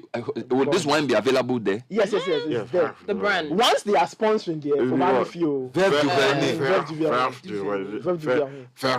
go and try it. We have to try that. No, wine is not. Maybe your tongue is a bit too heavy for the Veuve Duvernay. What's the difference between? Okay, this is champagne. This is normal. This is champagne. This is champagne. Technically, what's the difference in terms of taste and alcohol? I wouldn't know, man. I don't. Alcohol. I'm a Tito. I think they have to. We need to even do some. Champagne is the one that when they win the one they shake. So that one is like bubbly. It's fizzy. Bubbly. Yeah. Fizzy. Does it have more alcohol? Got carbonation. Sometimes you have dry ones. Which is also a French word. Yeah, champagne. But is wine a French thing? Oh yeah, wine is very French. But the British also do wine. So they drink wine before eating or after eating? It depends. Sometimes Before, it goes with the after. meal. What they take before is called the aperitif. Is that which one do they do? Which one is the red? You did international relations, you must know this. I think Your it has lecturers to are do with the listening. type of Your notes lecturers you're are taking. listening in disappointment. No, but we didn't No, listen. Why are you threatening the guy? Diplomatic. I don't have an See, international relations, but when you do a class in diplomacy, But we didn't learn white wine in red. no, you have to. You have to. Because no, you know why I'm saying that. Even with my You learn it. You learn I'm it. saying You that. learn it maybe as intellectual. no, if you are going, So we actually international had a relations, class in that. diplomacy. White They'll wine teach and red you. wine. Yes, And cutlery, Yeah, that- how to sit down, We how went to to all of that. etiquette. White wine. So red wine. you flung that class. I already passed all of DK I'm going to call Ambassador Osei. Dike Osei this morning and say that he should repeat it. That you don't know which one can white or red. goes with what?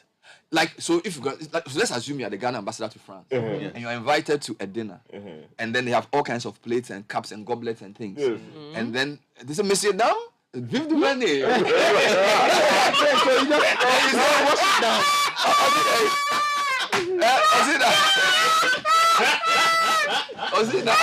And then somebody say, you go place where they poured a drink, a wine goblet, and they put some orange next to the thing. And that's saying that insane also minumi na na say that na nkana edit to insane ma credit bia. He drink the wine where he drink there. My credit. You know, it reminds me of France. a relation of mine. Apparently, she visited the boyfriend in Germany. And you know, shall we the people from this side? We like if you are eating chicken, you need to eat the chicken and eat the bones. So we don't. And when you are eating it, you have to make sure that there's some rhythm with and it. the marrows are the bones. Challenge you for drink the thing and you for eat and gra gra gra. So as they serve the chicken and related matters, and brothers start blow the thing. Then Charlie, the lady just took the chicken like that. And then the boyfriend said, I won't mention the name. But the cuckoo now, I beg you, Charlie, what did you have? Yeah, they don't cut bones. Leave it like leftover for the dog. No. You see, some of these things we have. No, you know, when we eat, like when you give me, it's true. You give me like chicken, and the chicken is soft. Especially there's a part of the chicken wing which is like a spoon. Sometimes we use the spoon to drink the soup, and you chew the bones. That's how they even give you a plate to chew bones and put inside. Can you imagine? If you're a diplomat representing Ghana in France, you can't do that. When they give you Vive du Vernet, But imagine you go to Buckingham Palace, but honestly, they should allow us to free ourselves. I think that in the spirit of Ronaldo say we shouldn't beg. When we also go for international meeting, we should say, this is how we eat. Why should the French people tell us that this is what it means to be a gentleman? If an Ashanti man eats fufu and breaks the bones, he's still a gentleman. Yes. A gentleman doesn't have to be eating rice with fork and knife and drinking Vive du Vernet to qualify. You've traveled. Okay, they should also eat our fufu. Yes, okay. when they come, do they eat with their fingers? Yes, they do. They also crack their bones? A lot of them do. When the president of Ghana hosts a president of France in the place, the Jubilee House, does he eat fufu? Do we know? Maybe he does. They eat the white people's food in Ghana. Are you sure? Hey, the only thing they add the only thing they add is Kili Willy. That's the only thing. It's universal. And they give them good life soup for starter. I think that to equalize internationally, when they come, yes, we should serve them the local food. I'm sure what I was So it's an offering that will be available. So to be available. And a lot of them like to try our food. When I was studying for my undergrad at School of Translators, we had this Portuguese teacher called Rodrigo. Rodrigo came from Brazil. Okay. And the boys, so these were like third year, so my juniors, those in second year, they took Rodrigo to go and eat comic ekena. Oh. Thank you. And it was the first time Rodrigo was encountering like shit or like pepper like that. Okay. Charlie. So we're all eating. They brought Rodrigo to the Kenke joint.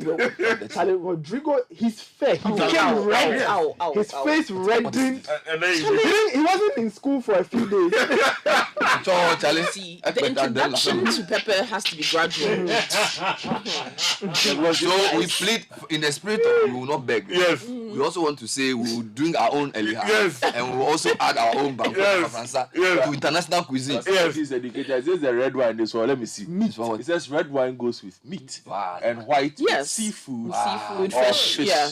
What will happen if I eat red wine with fish? Okay, but culturally, you can't do that. But red wine. Are you supposed to put ice in wine? Yes. Really? No, I don't think so. No, Fred. No. Fred? That's on hardly. Why What Fred? Why you don't even put wine in fridge? Yes, we know that. Wine must be kept on its own. Yes, Because and it's some not- can be but I know chilled why. in It's because like an ice in those bucket. countries it's already cold. But can you put ice cubes in a liha? Of course. Oh yeah, that one you can do. Can you, no, do you put ice in a peteshi? But you have to ask her. Yeah, He's the one I'm asking. I'm asking. but in the Can you put ice in? you don't correct. What are you trying to do? No, but we are asking you. Answer the question. No, seriously, I think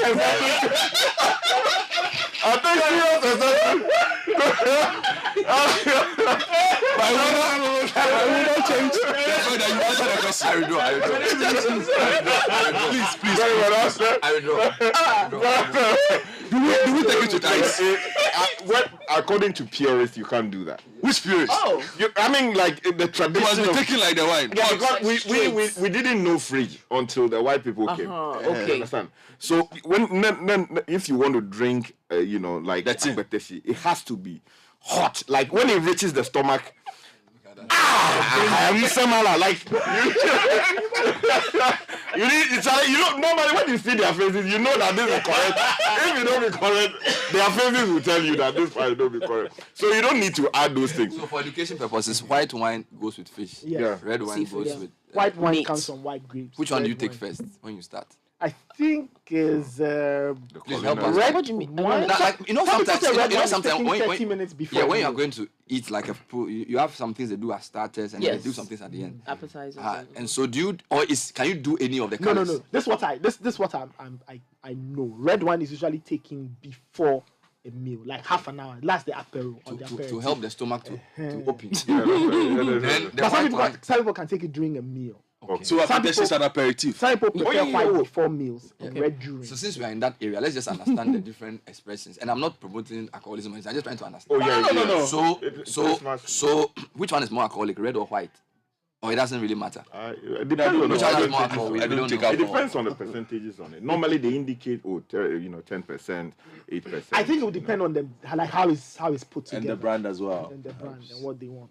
Yeah. You get it. So there's only red and white wine. So red wine taken with red meat, white wine usually with fish or lean meat. Oh, I see. Fish or lean meat. So which one can you use for plantain and koto? Or like small chops. Like maybe you want like Yeah, but it's not fair. Aloski. So basically, they are telling us that which of the wines will we use? It's a good question. So for let's assume he goes to situation and say he wants fried yam. Yes. And then maybe beef or chicken chips or pork chops. Okay, but beef is red meat. So he will do red wine. So maybe it will pair with red wine. So fanti and yam. That's Which fish. wine does it go with? That's fish. So white. But you see, those who created the wine, was it Fanti and this and that? Was Yeah, the but food they- they made but it. So they- but they exported it. They pair based on what food they eat. So if you want to also pair, But my point is, I don't need to follow any rules. I will drink which one I want when I want with which one. Okay. Listen, somebody, our dear friend El Ankara just sent a message. He It's a says, district in France which is Yes, one yes. of white vineyards. Champagne. That's wine from there is called champagne. The Champagne. difference Champagne, between champagne, red and champagne. white wine is in the grapes. White grapes are used for white wine. Red wine sometimes has some berries added for flavor. This is my second My second lesson in lesson wines in for wines. you. My hobby is mixing cocktails. Yes. This is What is Alankra also saying there? What? yes, What is he Alankra? says, red wine strictly room temperature. You know, we were talking about how to drink. To do ice cubes. White wine bottle. The bottle can be placed in a keg of ice. We've seen that. Never place ice cubes into any wine whatsoever. Godfred. Why? Because Kose Chema behavior is that. And he says it's good to take white wine with cheese, and it's good for the teeth and oral hygiene. Hey, Alankra. I always said it's a connoisseur. There's another one here, Nathan. Okay. This one says we don't put ice in wine. You drink it warm. That's fine. Godfrey, don't know. Prepper College. Prepper College. I'm just saying your job. Prepper College. They can ice. DJ Nature says here in Italy we use red wine for normal meals and white wine for meat or fish. Okay, that's and then now white wine must be chilled. Red wine must be served at room temperature. These parts, we chill it slightly. When it's very cold, it kills the taste. When you open your bottle of red wine, leave it a few minutes to breathe so that it can assume its full body. Which one comes first? It's a matter of preference. People know full body. The wine must come to full body. Saying it must react. It is chemistry, right? It must react with the oxygen to settle. What properly. is the best way to eat bread and tea? Bread you dip it in or you drink you dip it in. Well, better one day depends on your training. What do you mean by that? Okay. Then you when you get bread out for tea, I mean, it's either you are Jimmy Quiz or you are Koki. Chop straight bullets. Why? Didn't you want the creamy plus advert? What he was doing there? So I think that's the point. So that education is helping us. Okay. Yeah, it looks like maybe on the day you should use 5 minutes just to teach some of these things because it's very, very important. Charlie, but in the meantime though, let me do this. It's very important. Good morning. Please let's put out a 50th happy birthday message to Mrs. Charlotte Nelson of Sneet Pension House here in Accra. Now you are a real gem of a wife, mother, and a sister. Actually, have a wonderful Lottie at 50 from Carl Jr. Chelsea. Okay, quick point. Somebody says dipping bread in tea is not village behavior. You know why? When I went to the UK, there was a day we went to eat some food called fondue. Yes. Fondue. So they have like this milk cheesy thing. Yes. And they give you bread and you dip it in and you eat. It can be chocolate fondue as well. Yes. So actually, if somebody decides to dip it, no, Bernard, please, it is not the same. Eat fondue. It is not the same. Cheese fondue and chocolate fondue. You dip the bread in it. There's bread, there's marshmallow, there's different things you can dip in the fondue, and it's like a fountain of falling cheese, or you can swirl it in. If you can dip bread in that thing, and nobody considers you. If you go to a diplomatic event and you are served tea and bread, are you going to dip your bread in the tea? But why should it be their rule? But it is. No. You should stop that thing. I should feel free. Tell them they should bring me the long bread, no. Then I will put it on the table like that. Then I'll be cutting it small. It will not even be available. It appears the language of diplomacy was created by the French. It's like the French are they should stop that. They set the standard for diplomacy. Please, can I please? Verve du Vernet has arrived. I need to do this. I need to do this declaration very quickly. Please come and help us on this Verve du Vernet thing. Yes. Okay. When we come back. My mother-in-law's birthday is today. If I do not wish her, trouble for me. Mrs. Mary Hansen, Issy, today is her birthday. She is 75 years old today. The best thing since sliced bread. Listen, she's a wonderful woman. She's a strong woman. Oh yes, indeed. Today we are celebrating her. Please, we'll do party. Everyone who knows she's very she likes party. Actually, how did you know? Yes. Come and jump around. So, Ma, happy birthday from all of us. We love you. Have a wonderful birthday. Yes.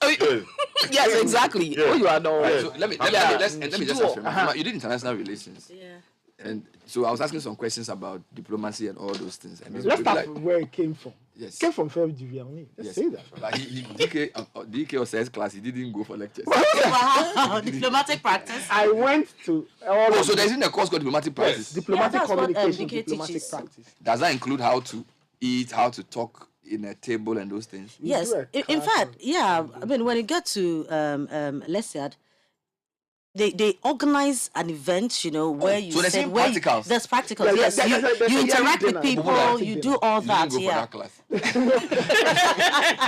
Because I asked him a simple question. I asked him, say the wine, which one do we take first? The white or the red? They teach us. How can you do diplomatic without teaching people which wine to drink? No, the teacher didn't teach that one.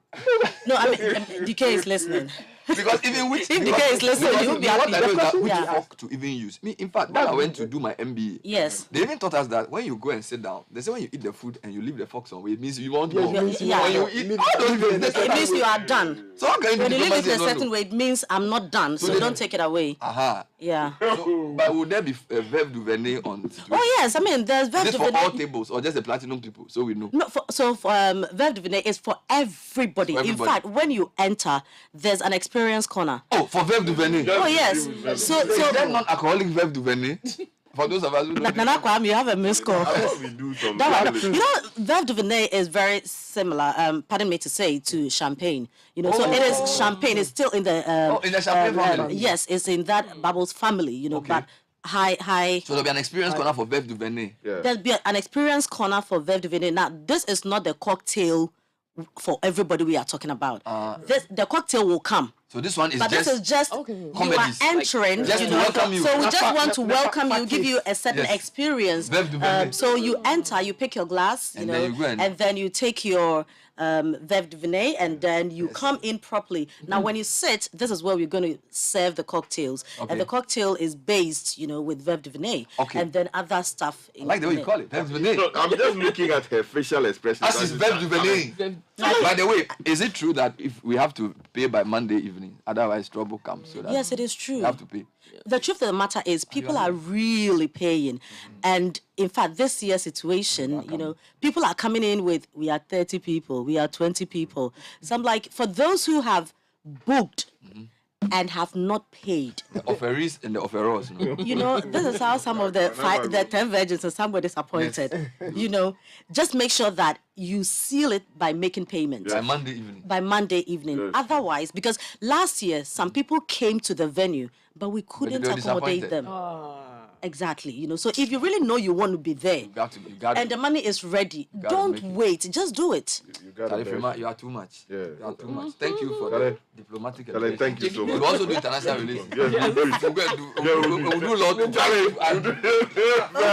Verb du venir. That's right. He's going to eat kato miato. Hey, What be that? You see, red wine. You see, I've been telling you that Joe Sado boy, he says he's been kato. Then he will send a message that he's suffering somewhere. You're going to eat kato miato. I don't even know what it is. Maybe it's cat meat. It's possible. So cat meat and red wine. Cat meat and red wine. All right. Charlie can't afford. Charlie, what has it? Anyway, you left with- No. Cat meat and red wine.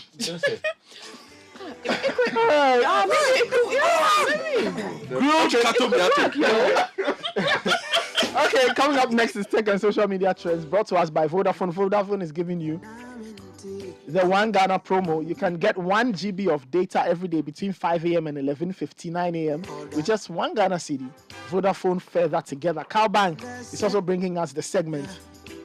And they are saying that if you reactivate your Cowbank account this holiday season, you get more value. So chat to them, customer care at cowbank.net. Send them an email, 0800 500 500. Call them toll free.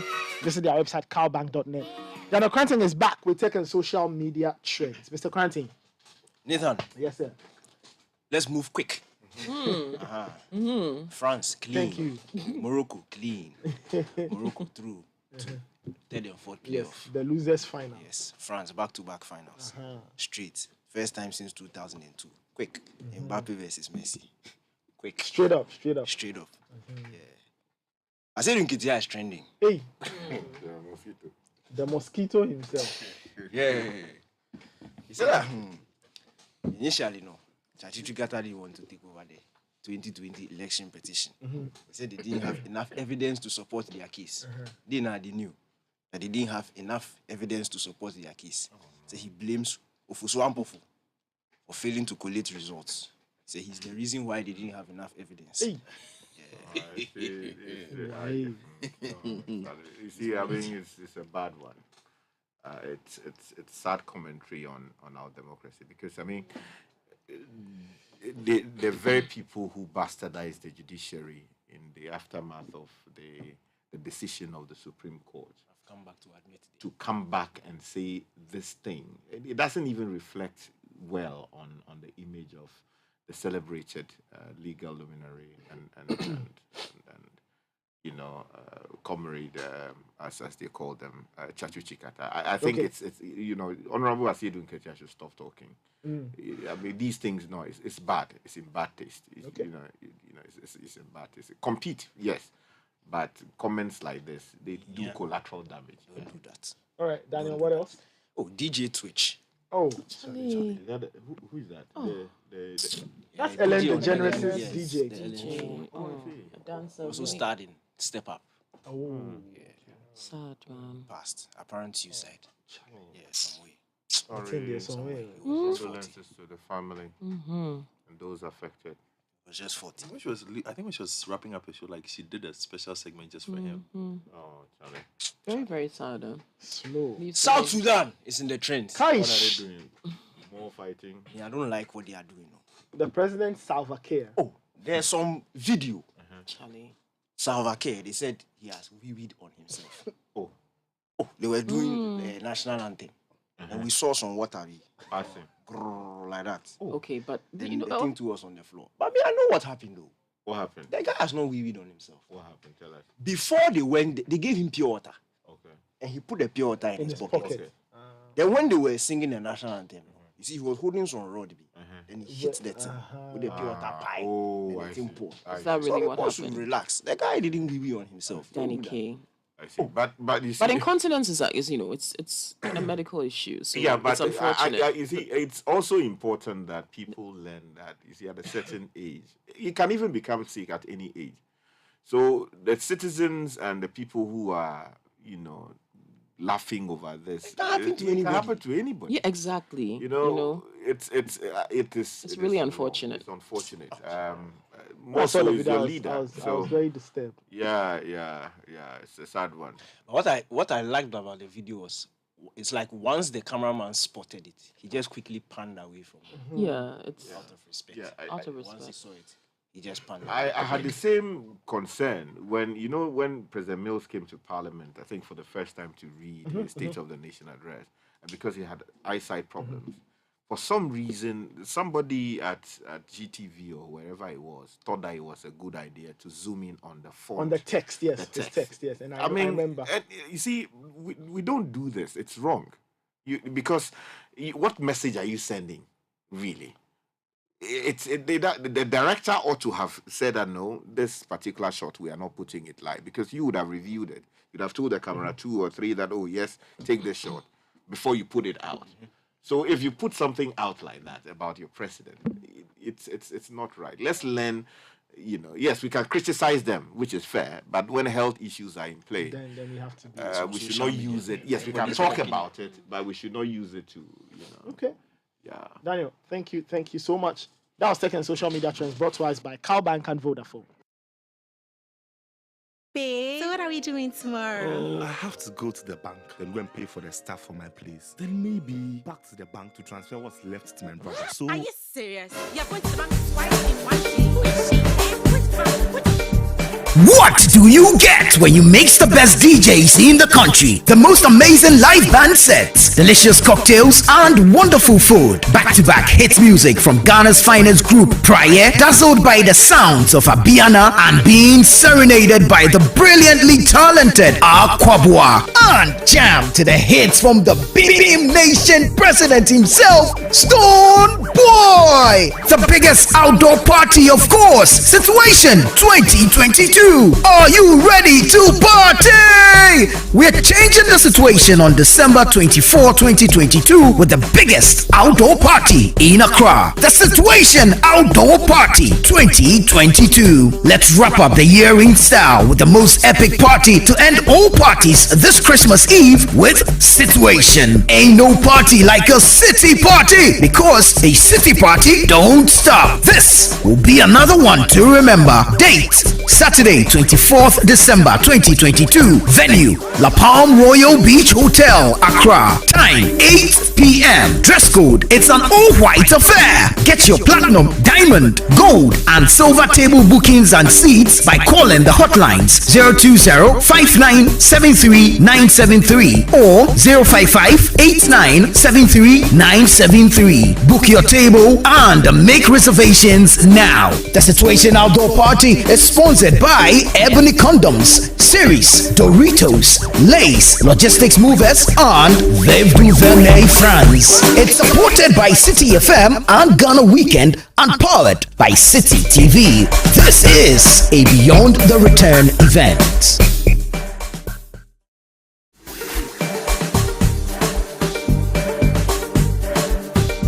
What do you get when you mix the best DJs in the country? The most amazing live band sets, delicious cocktails, and wonderful food. Back-to-back hit music from Ghana's finest group, Prayer, dazzled by the sounds of Abiana and Beans. Embrace the freedom our forefathers paid the ultimate price for, the freedom to determine our destiny. ZPay's MoneyGram to wallet gives you the freedom to choose when and where we should bring your money to you. Dial *270# to register. Chop, make a chop, be empowered. Now, Verna Water is Ghana's #1 water brand and is a multiple award-winning brand certified by ISO and Hazard Analysis and Critical Control Points. Verna Water is approved and acknowledged by the FDA and the Ghana Standards Authority. It's produced by Toilet Industrial Company Limited, the pride of the Ghanaian beverage industry. Now, the Millennium Development Authority, in partnership with the Ghana Cares of Batampa program and the Ministry of Finance, has launched its Economic Enclave project near Suchari on the Enclave Falls under the 100 billion cedi Ghana Cares of Batampa program to create jobs and revive the economy. The project will focus on providing support for the cultivation of up to 110,000 acres of land across the country to expand our productive capacity of rice, tomato, maize, vegetables, and poultry. Now, do you send money to or receive money from other African countries? Then UBA's Africash is for you. It's a secure remittance service that helps you to quickly send and receive funds at any location where UBA or any of its partner agencies are present in Africa. Call them on 0800-833-833 or 0302-634060. Africash, a fast and secure means of transferring money across Africa. UBA is Africa's global bank. Right, and the Ghana Revenue Authority wishes to remind all withholding tax agents, including VAT withholding tax agents appointed by the Commissioner General, that withholding taxes must be paid to the Domestic Tax Revenue Division of the GRA by the 15th of every month. Withholding taxes for November 2022 will therefore be due today, Thursday, the 15th of December. Withholding taxes include withholding on VAT deducted from suppliers operating the VAT standard rate scheme, employment, payment for the supply of use of goods, payment for the supply of any works, and payment for the supply of services and all other withheld taxes for November 2022. They may also submit hard and soft copies of schedules indicating gross amount, tax deducted, names of taxpayers, and TIN or Ghana card PIN from whom the taxes were withheld. Now, you can use the USSD short code *222# or visit the Ghana.gov platform or go to taxpayersportal.com. Please note that failure to pay tax by the due date attracts an interest of 125% of the statutory rate compounded monthly on the outstanding tax. And third-party checks require 2 days to clear. You can contact GRA on WhatsApp 0552 990 000. And the average flight from Accra, Ghana to Dakar, Senegal takes just over 3 hours. So why should it take you an entire day to travel between the two destinations due to long transit hours? We were talking about this just yesterday, remember? Beginning Monday, the 12th December, which was just this Monday, Kenya Airways, voted Africa's leading airline at the World Travel Awards, offers you the perfect solution. You can fly direct from Accra to Dakar and vice versa every Monday and Wednesday and enjoy the superior service of Kenya Airways in addition to the new comfort and convenience the new flights offer. Kenya Airways, the pride of Africa. And if you're looking for a reliable transport service for your employees or a quick, convenient way to get around town, I've got good news for you. Little app, which is the Pan-African super app, is finally here in Ghana. With the Little app, you can access a comprehensive transport management service for your business or conveniently order safe, affordable rides for your personal trips. Just download the app from the Google Play Store or Android or App Store on iOS. For inquiries, call 0507 795 596 or email info@littlegh.africa. Little app, truly African. And Nathan, just to quickly say that later this morning, Citi FM will be bringing you live coverage of a roundtable discussion on Ghana's 2023 budget on the theme interrogating Ghana's budget and economic policy as a pathway to economic recovery. It's organized by the We Be Citizens Coalition with Citi FM as a media partner, and it's going to be live from 10:30 in the morning. Speakers include Professor Abena Odro, Professor of Economics, University of Ghana, Professor Godfrey Bokwing, University of Ghana Business School, Ben Boache of ASEP, Kofi Asare of Africa Education Watch, and Professor H. Kwesi Prempe. That program will be moderated by myself from 10:30 to ask questions around the budget and its responsiveness to social development, how fit for purpose it is for Ghana's economic recovery. And also, let me just mention quickly that... so it's happening at the Academy of Arts and Sciences. Is open to the public, so you can attend for free at 10 o'clock. Okay, and also let me just take this opportunity to wish our friend Yao D. Opong. Yao Opong? Yeah, that's right. He is getting inducted into office today as the Director of Legal Education. You mean Lawyer Opong? Yeah, Lawyer Opong. Of a question of law? Yeah, that's right. Question of law fame. Oh, wonderful. Yeah, so he's been inducted. Yeah, today. As the incoming Director of Legal Education. Legal Education. It's a powerful position. The guy is powerful. And to rise. Yes. So now the induction ceremony is this morning? Yeah, this morning at the Ghana School of Law. The Chief Justice of the Republic will be there. The Attorney General will be there. The everybody who's anybody in the legal profession will be there.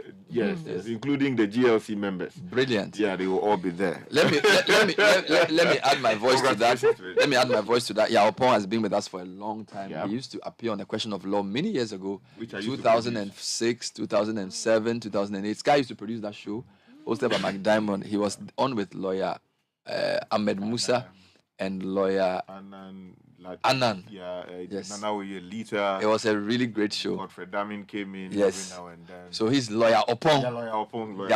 Yes, that's right. Let me say good morning to Yvonne Do Tamaklo of Access Bank, private banking spintex. This is coming from Kamshi Sense and from the Madi family, Fatima, Kamal, Madi, and Pana. I also want to add my voice to that as well. Yvonne, happy birthday to you. And a big happy birthday to Gasamila. Gasamila. Great. Challenge. Oh, no tweet. No. He's such a wonderful person. Oh, God. And a great musician, a great talent. Kaskala tweet. No, please, let's forget. Let's forget. Two things. This morning, I've got a lot of things I wanted to do. I'm going to interview, or I'm going to bring Joe Jackson for you guys to interview him. You have to interview. No, I won't be part of the interview.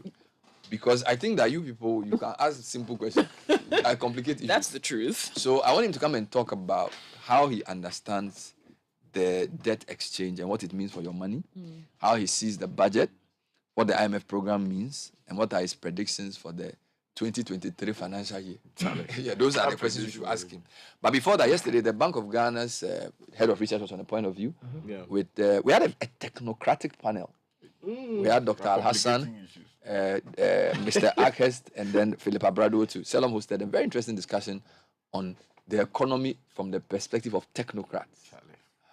So just play some highlights of the explanation he gave about inflation, the exchange rate, and all those things that tend to confuse people. Yeah, I think we should make our discussions inclusionary. If not, the word is inclusive. Inclusionary or inclusive. Well, that's okay. Because Charlie, the this exclusionary tendency, language. About you, lawyer. That's why I'm going down. A lawyer telling me about exclusive. Charlie, come, do here. Nonsense. All right, let's listen to Dr. Philip Abredu Otu, who's director of research at the Bank of Ghana. Just before, Koki has a quick... Very quickly, yes, a message from our friends at Zenith Bank. You can pay the easy way with the Zenith card online or in-store. Pay for your Facebook ads, Netflix, iTunes, Amazon, whatever. Using a Zenith card gives you the opportunity to enjoy discounts, experience safe, secure, and convenient card transactions, and so much more. Think payments, think Zenith. Zenith Bank, in your best interest. All right, now let's listen to the Director of Research at the Bank of Ghana, Dr. Philip Abredu Otu, who was speaking on last night's edition of The Point of View on CCTV. The inflation story normally comes in many forms. inflation could come from cost push measures, and it could also come from the fact that there's too much inbuilt aggregate demand pressures in the economy, which is, stoking excessive demand for goods and services. And so when the Bank of Ghana makes a decision, we weigh these factors that are impinging on inflation, and we move to attack that portion which is driven by aggregate demand. So we just don't arbitrarily increase interest rates because inflation is moving up, but we do a breakdown of the inflation factors, and then we move to attack the aggregate demand portion to ensure that inflation does not become endemic and systemic. But of course, yes, then the question you'll be asking is, well, so why have we taken all these actions and inflation is still skyrocketing? If you look at what has happened this year, this year has been, let me use the word, one of the most brutal years in terms of factors impinging on inflation. You've had the RU war, crude oil prices skyrocketed to $120. You've had exchange rate pressures. My colleague was talking about downgrades. These exchange rate pressures have fed into the pricing behavior. At the beginning of the year, we had downgrades somewhere around the first quarter. In May, we had another downgrade. And anytime these downgrades come, we see portfolio investors react to these downgrades, and they tend to prematurely disengage from the economy. So they get out of the economy because of fears that their investments might whittle away. So anytime they do that, and anytime that behavior kicks in, they need to leave. And when they leave with dollars. And we need to provide these dollars to these investors anytime they go out. Okay. Remember, when they came in with dollars to purchase our instruments. So when they are going, they must go with dollars. We must find dollars for them. And that puts a lot of pressure on the central bank's reserves. And when that happens, on top of other commitments that the central bank has, it puts undue pressure on the exchange rate. When the exchange rate moves, there's a pass-through to inflation. The pricing behavior of agents in the economy is such that everybody keeps looking at what is happening to the exchange rate. And when the exchange rate moves, everybody moves. It's a difficult thing, and one way of attacking the exchange rate is also to use the interest rate tool to address the exchange rate problem. Of course, so you need to set the interest rate in such a way that economic agents will have a choice between domestic assets and foreign assets. And one way, when we do that, is to try to shift attention away from foreign assets to domestic assets to ease the pressure away from the exchange rate, and then spilling into inflation. Crude oil importation, it depends on the exchange rate. Yes.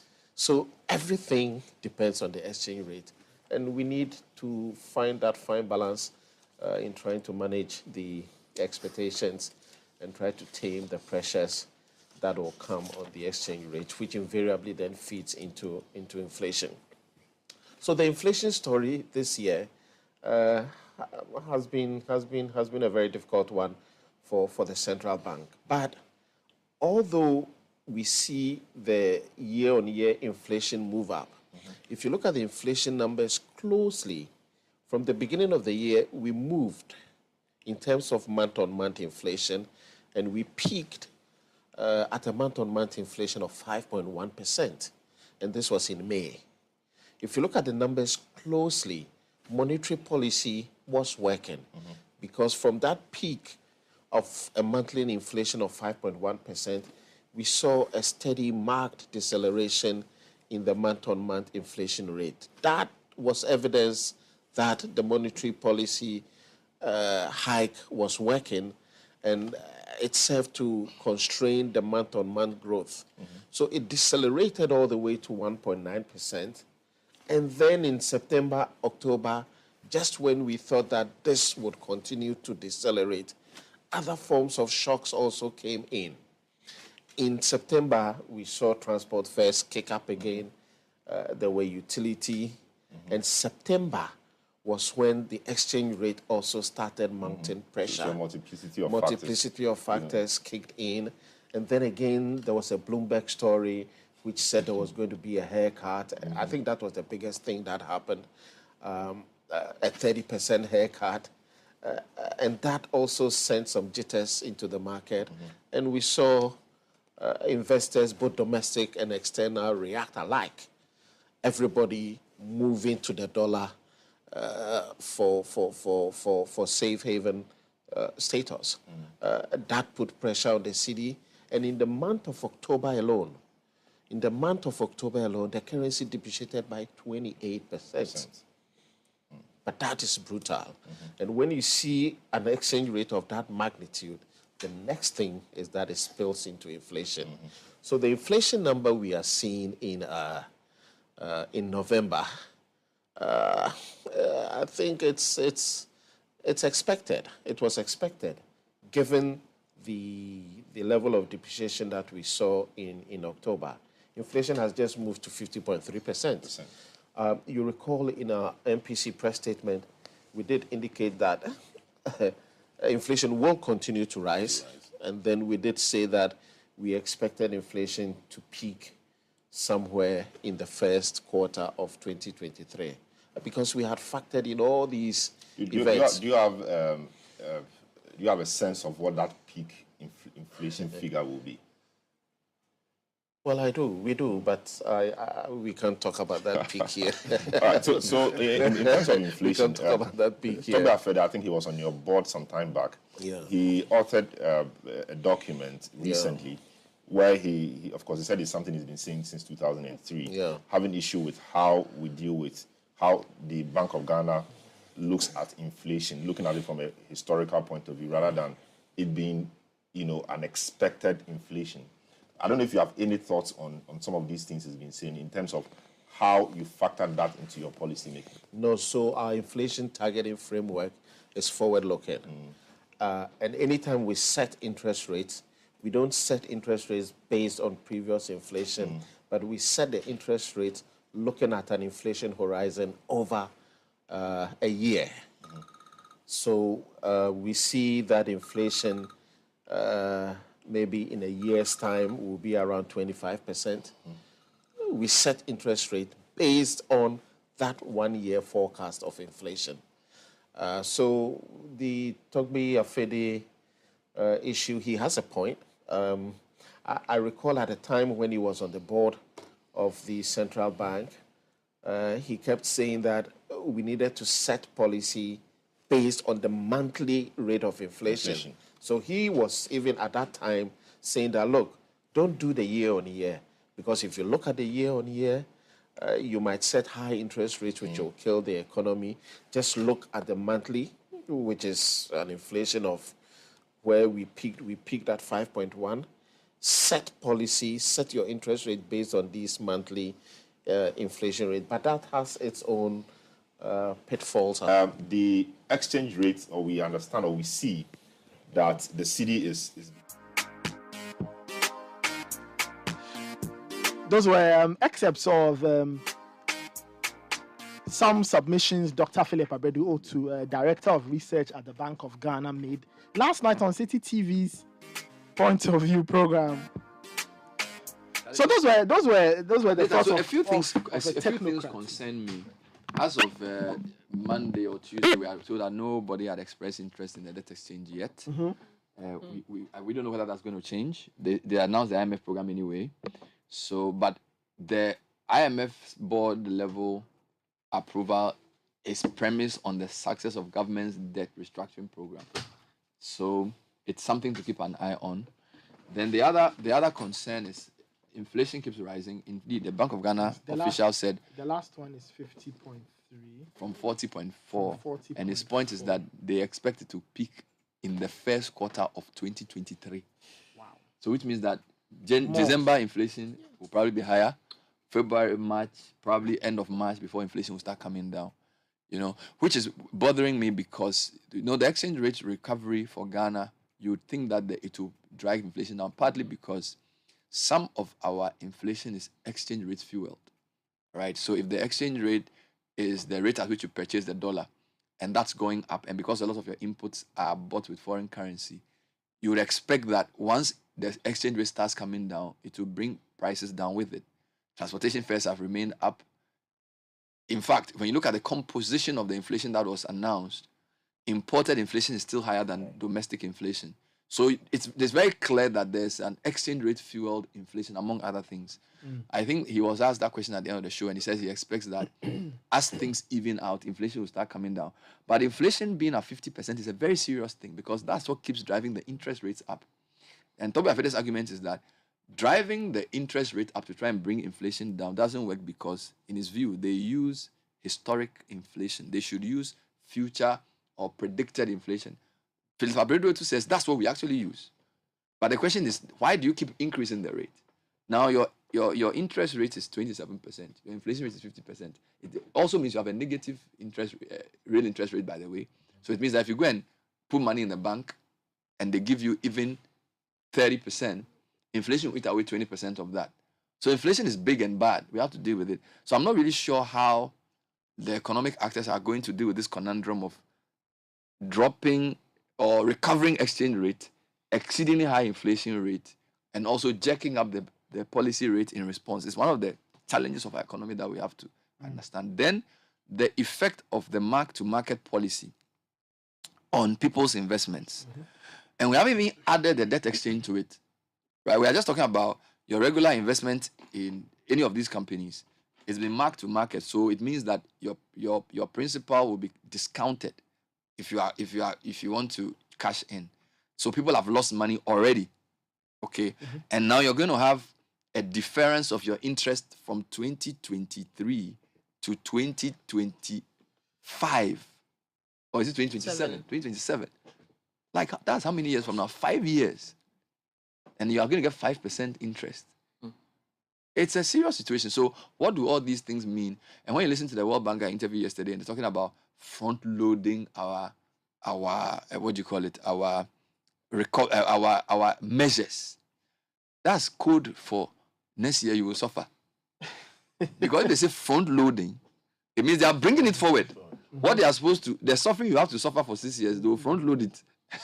So maybe Sky is right. We have to look for simple ways to explain difficult expressions. So please, I brought the man for you to interview. He understands these things better. Joe Jackson has joined us. Yes. He's a director of operations at Dalex Finance, and we've just brought him in to try and break things down so we can all know whether we should brace ourselves for crazier times, or we should expect better times. Good morning, Mr. Jackson. Good morning. Good to be here. It's nice to have you. It's always great talking to you. I'm sure, you have followed the conversation. I'm sure yesterday you must have listened to our chit-chat with the IMF's mission chief. So first of all, the common man on the street keeps asking me, ever since it was announced that we had a staff level agreement with the IMF, people are asking, so what does it mean? Does it mean we are getting money? Does it mean we are not getting? Somebody asked me, so will I get a share of the $3 billion? That's a good one. That's a good one. I don't know. There are two sides to it. Okay. One side is that truly the staff level agreement has an effect on the man in the street. Okay. And some of the issues really simply, somebody asked me that. So a pastor called me yesterday and said, what does the staff level agreement mean? I said, is that your elders have gone for a meeting and have agreed to help one member of the church. And it says that let's take it to the bigger council. The church board. The church board to agree. So I suppose that example works here even. That the elders have agreed, but the church board has to agree that this member of the church is worthy of help. It's as simple as that. The elders at the staff level. The elders are at the staff level. Now they're going to take it to the next level. The member who needs help has presented his case to the elders. They've interrogated him. They've asked, how are you going to do this? How are you going to do this? And essentially, they have agreed. But they say, wait till the church board agrees. Then they also say that whilst the church board is going to agree, you also have to do some things in your household. There are some sins you've been committed, and I like the past example. Go and fix your sin, so that when we go, we can't have you as a member of the church that we want to help. Then you have a side chick. So we know about the side chick. So go and stop that relationship, so that stop spending on the side chick, so that when we go to the board, we can make a case for you. It's that simple. Now, on the real effect, right? You've seen the city start to kind of stabilize and even start to raise its head. Now, that is a direct effect of the staff level agreement. Because what's happening is that now there's a little bit more confidence in the city. Also, so how will that translate for you?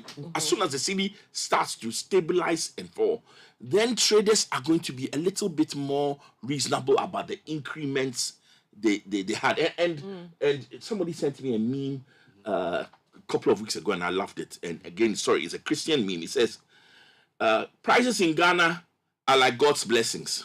They are new every morning. Oh, I like that.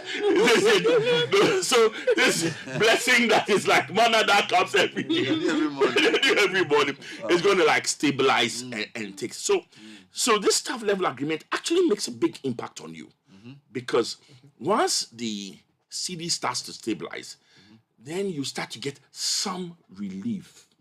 Because even remember that one of the reasons why the prices of fuel was rising because they had to predict what it was going to be, and the trends were not good. So the BDCs the predictions were very high for the CD to dollar rate. Now that they've stabilized, they can even start to adjust those predictions. So they're good things to be had. They're really the good things to be had. Great. So that's out of the way.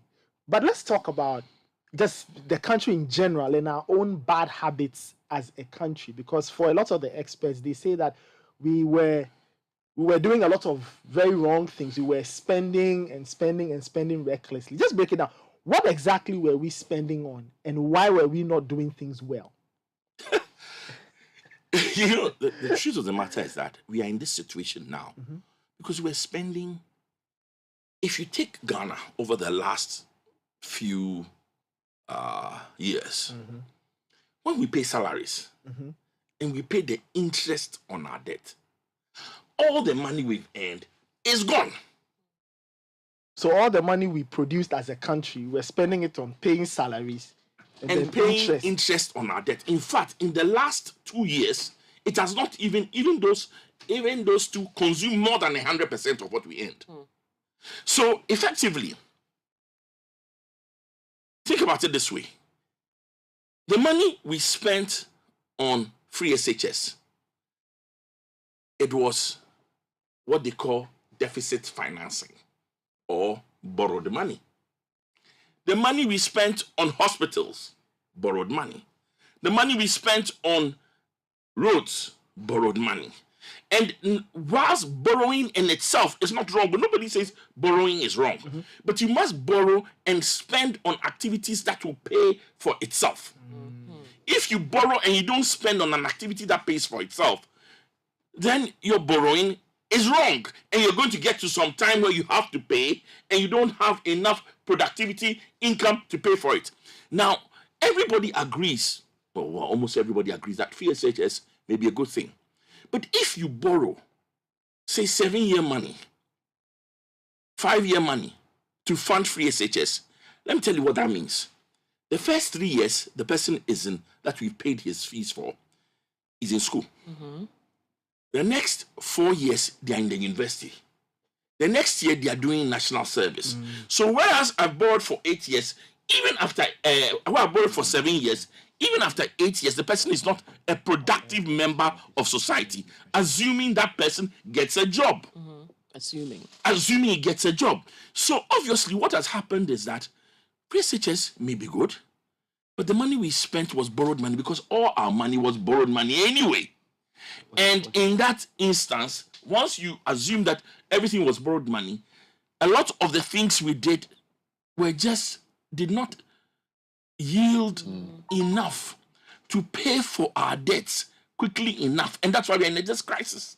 When you add the fact that corruption plays a part, political expediency plays a part, so our projects are not selected just in sense of what is most productive, but what is generally good for the politics. And corruption chops about 40% on domestic or domestically. Now that is where all this fancy debt exchange, I prefer to call it a haircut, but that is me, started. So what happened? The government says that anybody who has given the government money under certain conditions locally has to give the government time to pay. So it's as simple as that. So anybody who has given money to the government or has lent money to the government, the government is saying that give us some time to pay. So that's what we're going to, or give us some time to pay, and also that your interest rate that I promised you will be less. Will be less. So if you start from that, but the government also realized that indeed, as we go forward, we'll still continue to borrow. So we can't just ask everybody to give us some space because then nobody will lend to us. So they excluded some categories of its money. They excluded treasury bills. So first and foremost, anybody who has a treasury bill, and there's a lot of confusion about this. If you have a treasury bill, this exchange is not your matter. You are home free. They also said that if you are an individual who has given money to the government under your name,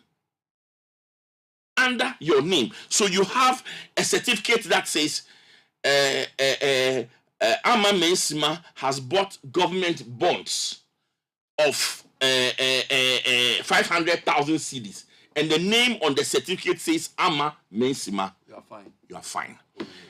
And this is very important because a lot of people have been wondering, so if I bought government bonds in my name, what will happen if the bond was bought in your name? You're home free. You will get your money, you'll get your interest, and you get it on time. You get your money, you get your interest, and you get it on time. This debt exchange does not affect you.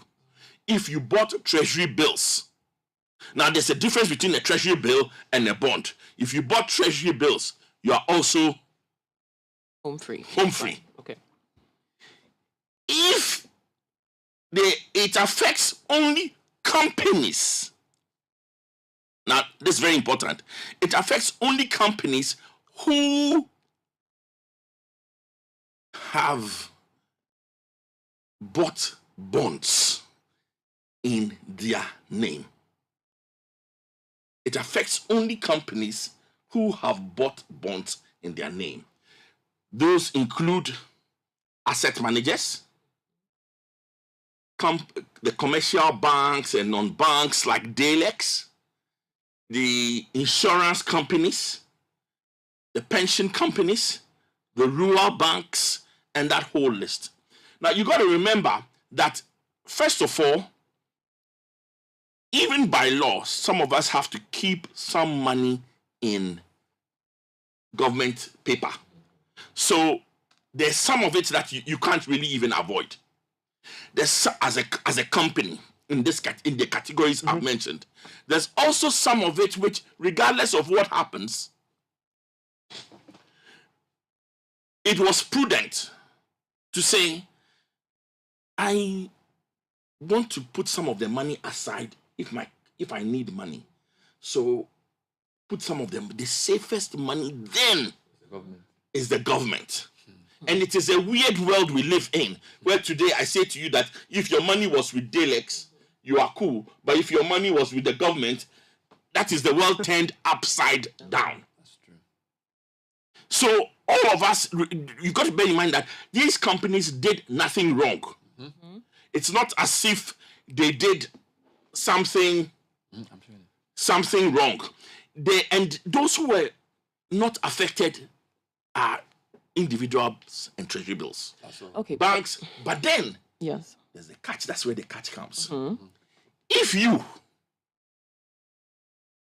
a small investor, took your money to say an asset manager and say this is a corporate investment scheme run by some of the asset managers, and the popular ones, you know them, and you say, oh, they have this fund and it gives nice returns. Yes. They have this fund and it does this. So I take my 10,000 cedis, I go and put it in the fund. I take my 5,000, I go and put it in the fund. You are affected because the asset manager is only managing the fund on your behalf. So this gives me space to pay that the government is essentially telling them to take it or leave it. Indirectly affects you. If you are a pension fund, and pension funds were supposed to actually... Who is protesting at that one? Yes, because how do you in one breath say if you're an individual who bought from us directly, you're okay, but if you're an individual who bought through a corporation or a company, you are not? Are we not all individuals? Don't get your heart attack up because that's the question people keep asking. It will come. Yes. Your heart attack will come. That is why people are upset. That is why people are upset. Because in truth, remember that. So if you're a pension fund, you're supposed to keep, sometimes in some cases, even up to 70+%. And you mandate that. You mandate that. So they have bought paper in their name. Not in the name of Kokui. They don't buy it in Kokui because Kokui's money is small. It's small money. If you're an insurance company, you have bought money in your name. In their company's name with your funds that you put inside as insurance. Now there, you who invested in the asset manager corporate investment scheme, the collective investment scheme, you who put money there as a pension fund contributor, you who put money in an insurance scheme, that is how you are affected. Because the government does not know you. It does not know you, Kwakui. It only knows the asset manager. It does not know you, and it's telling the asset manager that take a haircut.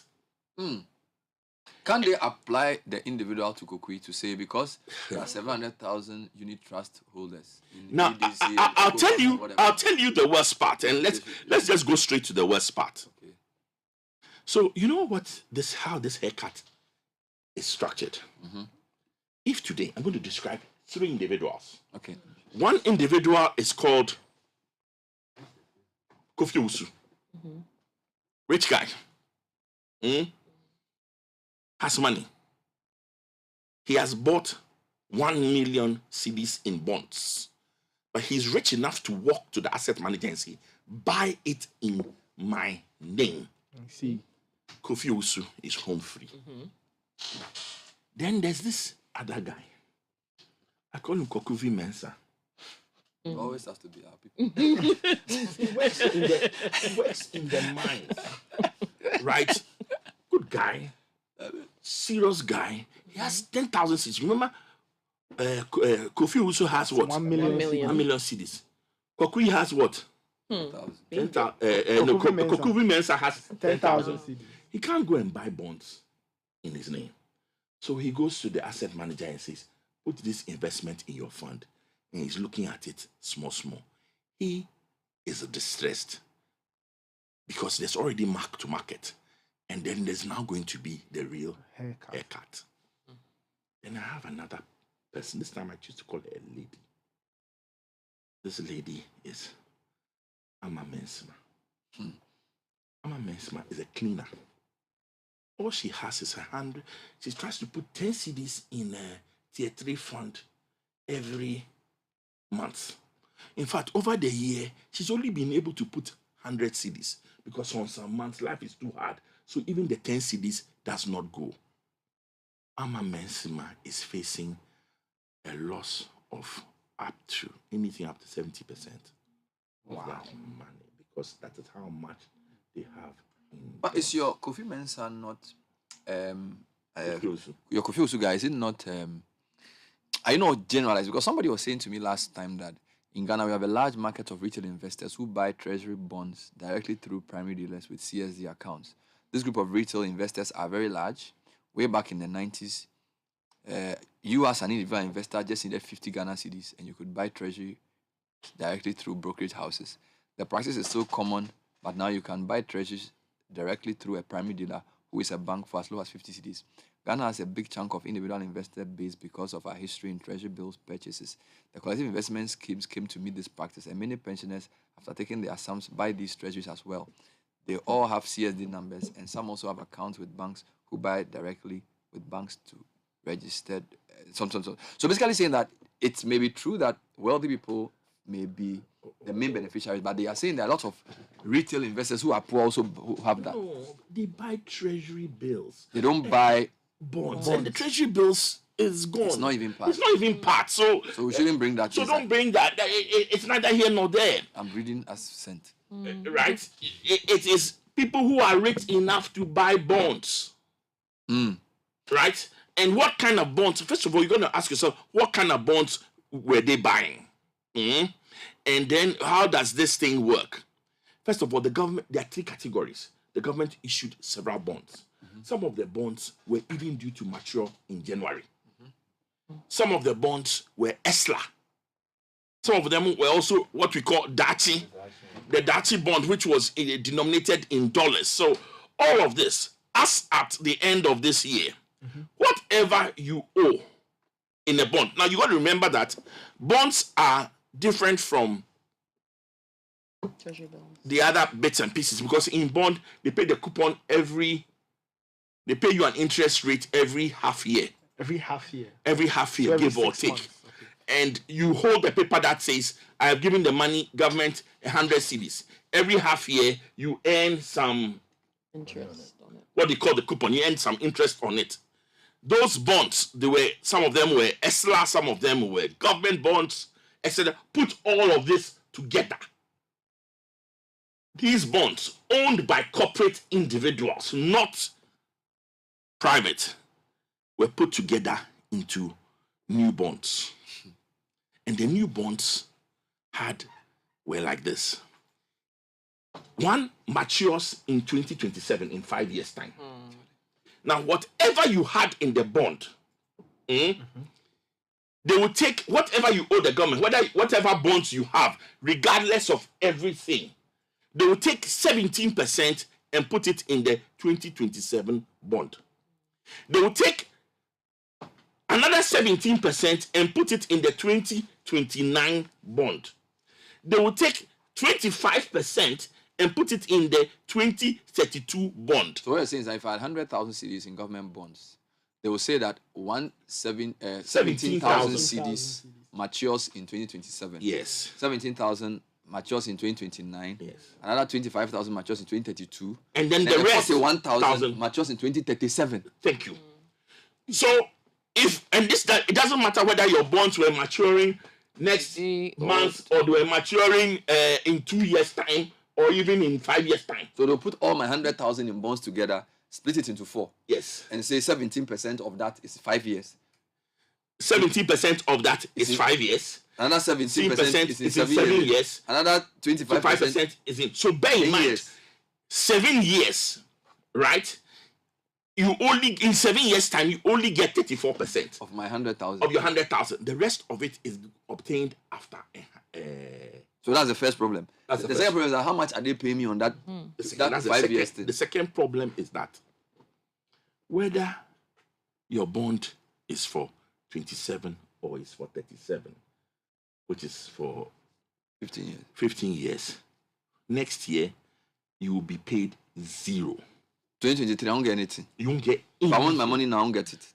As for your money now, it's not you see, when it's a bond, when you want your money, you go and find somebody. The difference between a bond is that when you want your money on a bond, you don't go to the person who gave it to you. You go and sell it. My Lord. So if they give you this bond, the only way you will get some money. That's why it's called a bond. That's why it's a bond. It's not a deposit that you've made that you can go and say, give me 10 cedis. when you want the bond, when you have a bond, and that's the difference between the bonds and the bills. And when you have a bond, when you need money, you go and find somebody to sell it to. The person will look at the prevailing market rate. Not just the prevailing market rate, when the interest is coming, how long the bond is for, and whether there's any chance that the person will not be able to pay. Before we proceed, I have a question though. Okay. Concerning the bond, it's the government that issues it, right? So essentially, it's a way that government borrows money. So my money is with government. They give me a bond. Not so. But they say when you want your money, go and sell it. It enables me plan effectively. Okay. Because you see, the good thing about the bond is that when I give you a bond, you know that unless the 5 years is on, nobody is going to ask me for money, so I can plan. You can plan your finances and your cash flows. So a bond is actually in setting as an extremely good thing. And it says that you've made a commitment to me for 5 years. If you need money, I've planned for 5 years, so go and see Bernard and ask Bernard to buy it off you. So that's the government speaking. That's the government talking to me. Yes. Okay. So you already have bonds. But it's saying that this time you have reached exceptional circumstances. So whatever your bond, whatever the maturity, you know what? As at now, 70%, 5 years, 17%. So you are saying that's a haircut?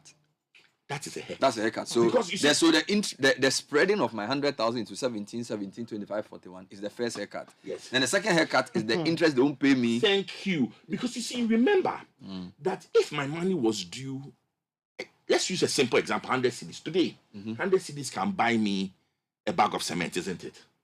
Yeah, yes, one bag. Yes. Yeah, one bag of cement, give or take. Yes, please. Right? If you give me 17% of that money, I'll give it to you in 5 years. So I'm giving you 17 CDs in 5. Charlie, so you have 100,000 in 100 CDs. So he's going to buy a bond, 2-year bond, 100 CDs, and the bond matures in 2024 or 2023 because there's something coming. But they are saying that 2023 you don't get anything. 2024, if you want your money back, we only give you 5%. Now, even 2027. Where we are going to give you some of your money, we'll give you 17 CDs per. And that 17 CDs, you will get 5% on the 17 CDs.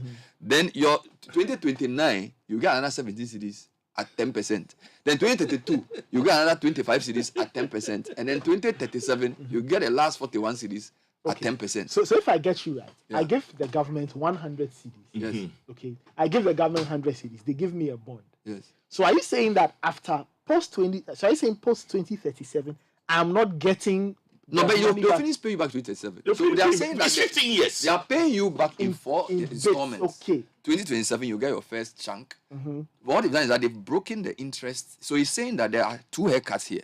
So even though they are saying your principal is not affected because maybe the price at which you bought the bond was 90 cedis or whatever, the interest you were expecting will come down. And then the bond itself, that interest that is due you will be paid in 4 installments. So you can't have bulk money to do anything. And the interest too, they'll pay you the interest in, like some of the interest is 5%, some is 10%. So basically, no, it's systematic. Yeah. Next year, 2023, no interest. No interest. Whether your bond is in 27 or 37. No interest next year. For the next, yes. Nothing. In 2024, we'll pay you 5%. Yes. Then from 2025 onwards, thank you, we'll pay you at 10%. Good. Regardless of what interest your bond was supposed to get. And what is problematic about this is that the normal yield curve, the longer your tenor, the higher your interest. So if you are saying that you give it my money in 2027, all of 10%, you give me 17%. Now 2032, that's another how many more years? 4 more years. It's still 10%. 2037 is still 10%. So you should say, oh, let me do 2027, 10%. 2032, 15%. 2037, 19%. Now let me make your see, that would have been more acceptable. Let me make your life more difficult. Why are you doing today? No, I'm doing it to myself, because I also have. Oh, so you are part of this. I'm part of this. This is my reality. Your bottom line, your money is in this thing. This is when I talk about this. I'm talking for all corporates. A place of pain. And a person. Although I have to say this, I say this very quietly. For us, we only had about 7%, 7.5% in bonds of our money. So You are not that badly damaged. That's what the damage you get. Some people have 30%. Okay. So I do have a question. So, fine, I've suffered as a result of this debt exchange, or I potentially might suffer because of it, right? Yes. Now, for me, there's a credibility issue. Because this is what you've done to me now. You promised me a certain interest rate. You promised me I could have my money at this date. Now you're coming to tell me I have to wait 5, 10, however many years. What is my guarantee that in 2027, you're not going to come back to me and say, well, I promised you that this year, this date, you would get 10% on your investment. You would get, now I'm skeptical. Now I'm jaded because this is what you did to me now. The government's credibility as a debtor is not in question now. How does that affect my confidence in investing in their bonds now? It is in question. When you do this, you are putting a bazooka in your credit. You're shooting a bazooka through your credibility. But what else can the government do? And what else can the investor do? And remember that they chose corporates very carefully because all of us, there are a number of issues. Number one, we have a regulator. So the regulator can call and say, hey, they like don't sign or don't do this thing. Number two, we actually have a stake in the financial system. So between chaotic default and organized default, I every time choose organized default, which is the domestic debt exchange system. So as I sit, right, I have to choose this. So you're saying that even though as of Tuesday, by graphic reports, no institution had expressed interest, by 19th, most of them would have said yes because the alternative is more confusing. It's more chaotic. It's chaos. It's utter chaos. So they will inevitably have to take this offer. You know, when we were kids, we used to have a saying, if you like safety. So they will take it. Oh, we will take it. What are the alternatives for not taking it? So what if, okay, for example, what if you manage a collective investment scheme and your members say, Charlie, don't take it. Or you manage pension funds for some people and the people come together and write a letter to you and say, we've had the government's debt exchange. You are holding the money for us in trust. You are a trustee. So we are saying we don't want the debt exchange. What will you say? So if they say this to their pension funds manager, what would the pension funds guys' choices be? I will say to you that you may say you don't want it. Yeah. But if the government refuses to pay, can I go to court? To enforce? All of us can go to court. You have a contract, so you can go to court. But to what end? I'm not sure any of the corporates are going to court like that. They don't want to use that route. So is it better for them to beg for a change in the Remember terms? that what we have now is some of the unions are telling their pension funds that don't accept it. Don't accept this. Go and fight it. And that's why nobody has signed yet. Now, there's a little, let me tell you what the challenge is. If today he is broke and he comes to the elders to help him and say, and the elders say, okay, go and sort it out with your family members. When you go to your family members, you can't take this posture of take it or leave it. What can you do? There should be some small begging. Unfortunately, it seems as if you guys have interviewed various individuals, and it just comes out like, Charlie, take it or leave it. And listen, in our business, haircuts happen. Sometimes I give you money to go and do business. The business doesn't work out. You come, we sit down, and you take it. I take a haircut, knowing that it is either small money or no money, or going to court for any number of years that I don't want to do. So I take a haircut. But when you come and sit in front of me and you are like, you owe me money, and you are like, instead of begging small and saying how things are. So let me ask you a question. What is the realistic counter offer that industry can make to government to say, look, we understand you have to do debt exchange. So we in principle agree. It's the details that we don't like.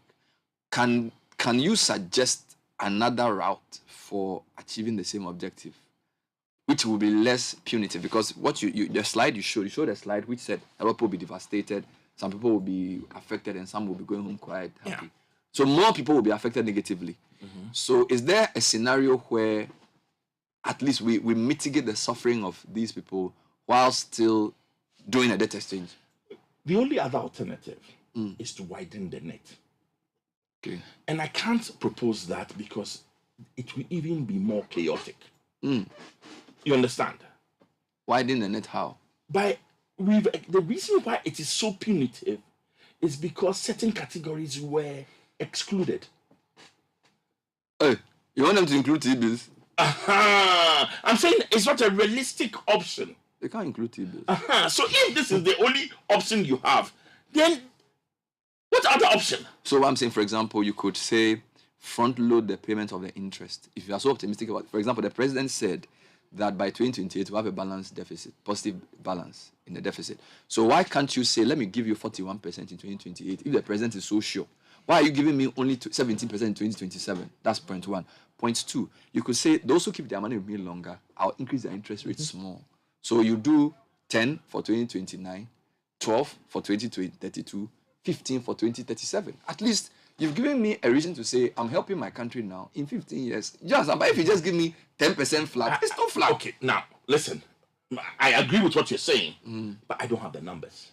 I like the numbers. I don't have the information. But they do. They do, but they're not giving it out. But that's the point I'm making, that they should be able to sit there and say, you see, they can. We don't have, as I sit here, I can only model what the pain that I'm about to take as Daleks.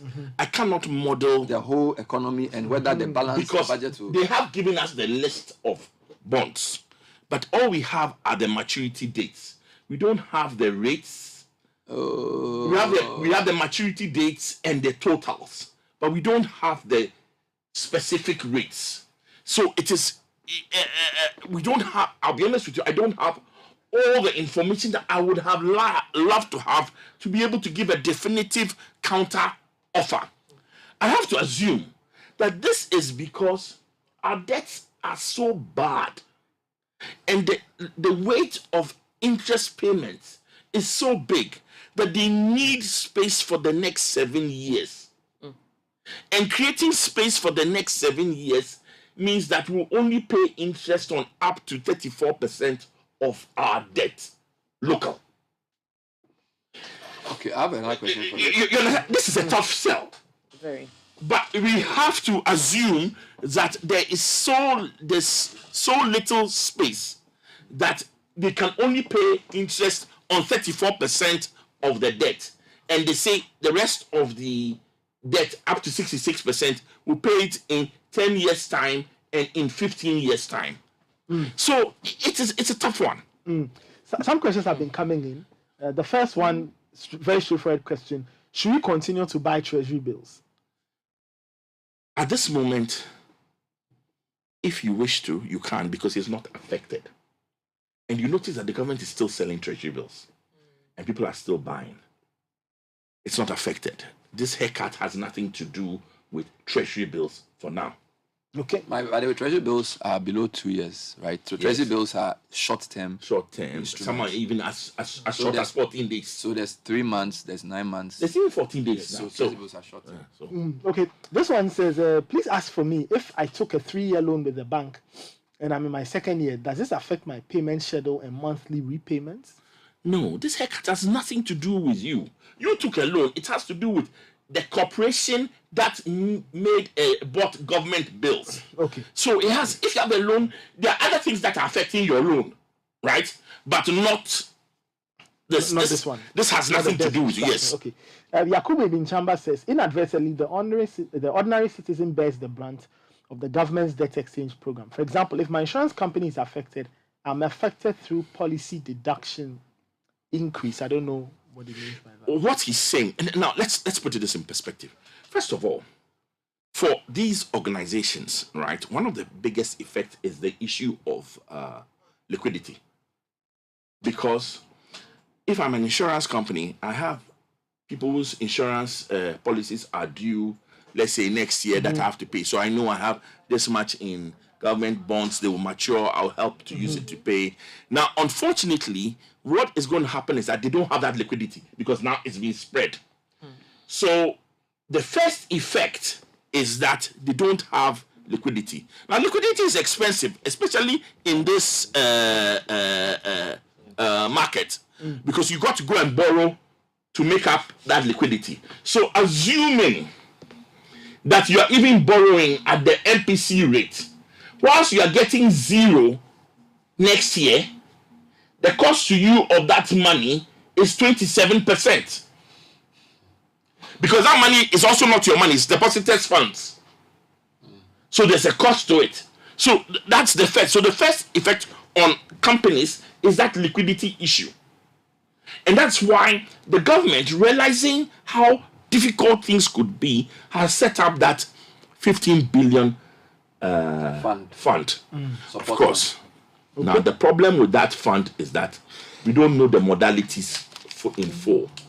And that's also why nobody has signed up yet, because everybody wants to know what really my alternatives are.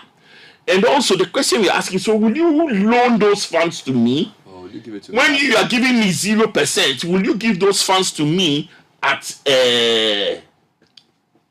because don't forget that a lot of these companies, banks and things, they buy government paper to also help balance their treasury needs. So insurance companies sometimes buy government bonds to just get some interest on it to balance their books in a way that will keep them running. So a lot of companies depend on this government bond thing to make money. Because it's supposed to be risk-free. So I want to keep some of my money and it's a way the government also manages the liquidity in the system. Yes. So if you give your money to government, so it's a good arrangement. It's a good arrangement. So the only problem is that government now saying we can't pay has thrown the whole thing. Yes, and bear in mind, none of these companies did anything wrong by buying bonds. It's not an issue of they were reckless or they were greedy. I have a question for you though. Sorry, it seems as if this may affect the models of many businesses going forward, because people now say, if I have assets as a company, maybe let me go and buy land somewhere rather.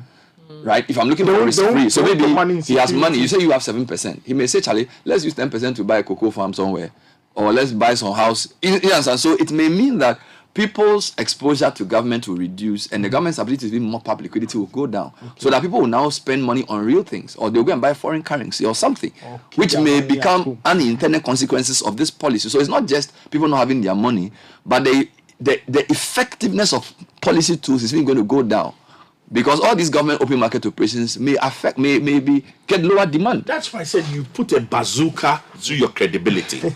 But also, so you got to remember that as for the haircut, I choose to call it a haircut because whatever it is, I've lost money. I've lost my liquidity. I've even lost my profitability. Because remember that I'm getting 0% next year. So the funds that are there, I'm getting 0%. Depending on the size of funds, and if you are lucky, like they let where the funds are not significant, you can bob and weave, complain, shout, scream, but survive. Some people, if you have up to 30% of your funds, or even more, if you're in pension fund, then your profitability is gone. So next year, what you're going to see is reduced profitability in all these affected companies because they can't afford to do it. You understand? I've got money. Money is supposed to work. That's our business. Our money should work. Now, the money with the government for next year will not do any work at all. A few more questions. Wisdom from Kaswa says, is this not going to discourage people from buying bonds through fund managers in the future? Listen, the fund managers are screaming and shouting. I have a fund manager friend who came to my office. Yeah, I'm not even able to and he sleep. said, he says, this has shut my business down because I already having to do mark to market. Now, apart from mark to market, if this haircut comes, of course, I have to transmit it to my customers because I'm only managing it on their funds. My customers won't trust me, even though it is not my fault. So it does have an effect. Great.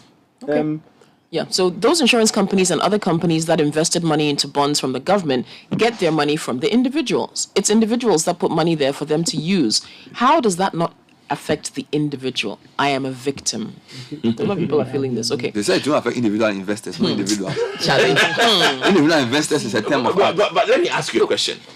When the government said it can't pay, somebody has to take a hit, right?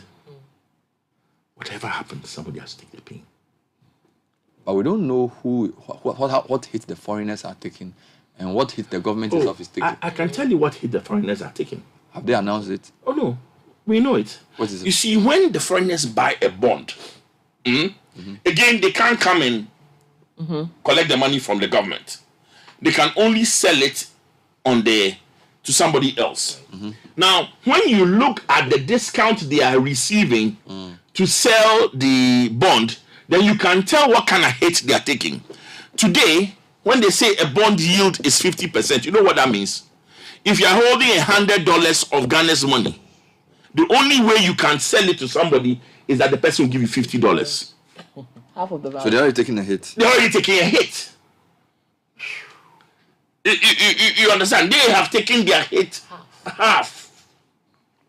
And this is before even government announces whether they will not even pay interest. Because government could even say we won't do interest payment for 3 years. They could say that they will take principal haircuts. They can say that.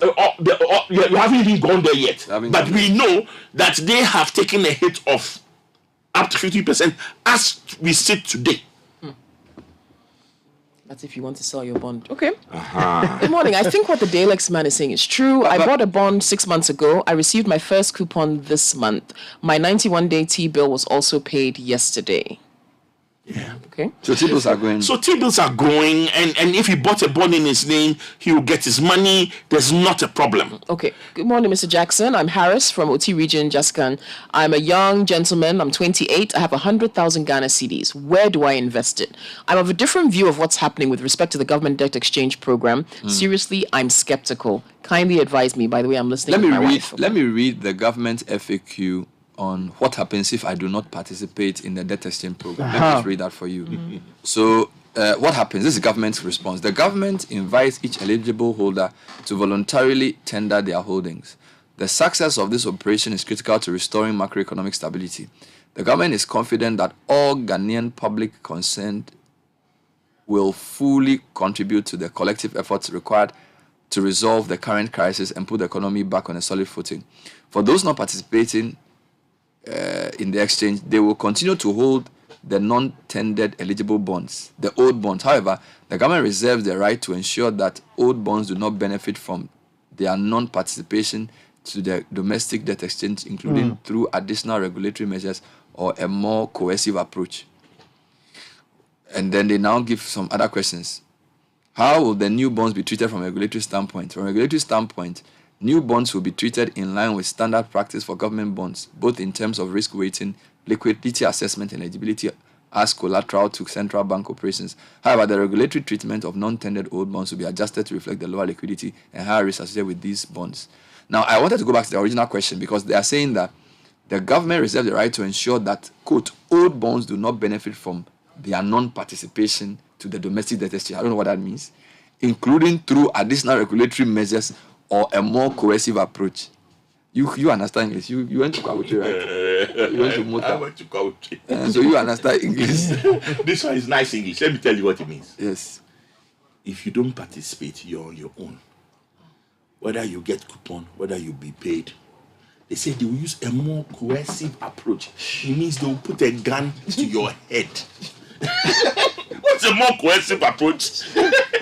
They said you can volunteer, but if you don't volunteer, we'll put a gun to your head. So there's really no feasible choice. No, it's truly, we have to do it. Listen, So if you're a pensioner, who's at this point, you are between a rock and a really hard place. Let me tell you how bad it is. If you're a pensioner, at this already, inflation has taken a chunk of your purchasing power away. Right? Inflation has taken a chunk of your purchasing power away. And then you are facing this, which means pension funds will have to look at how liquid they are, how much profitability they have. It's a tough one. It's a painful one. It's a painful and tough one. It is not funny. But at the same time, I don't think we have a choice.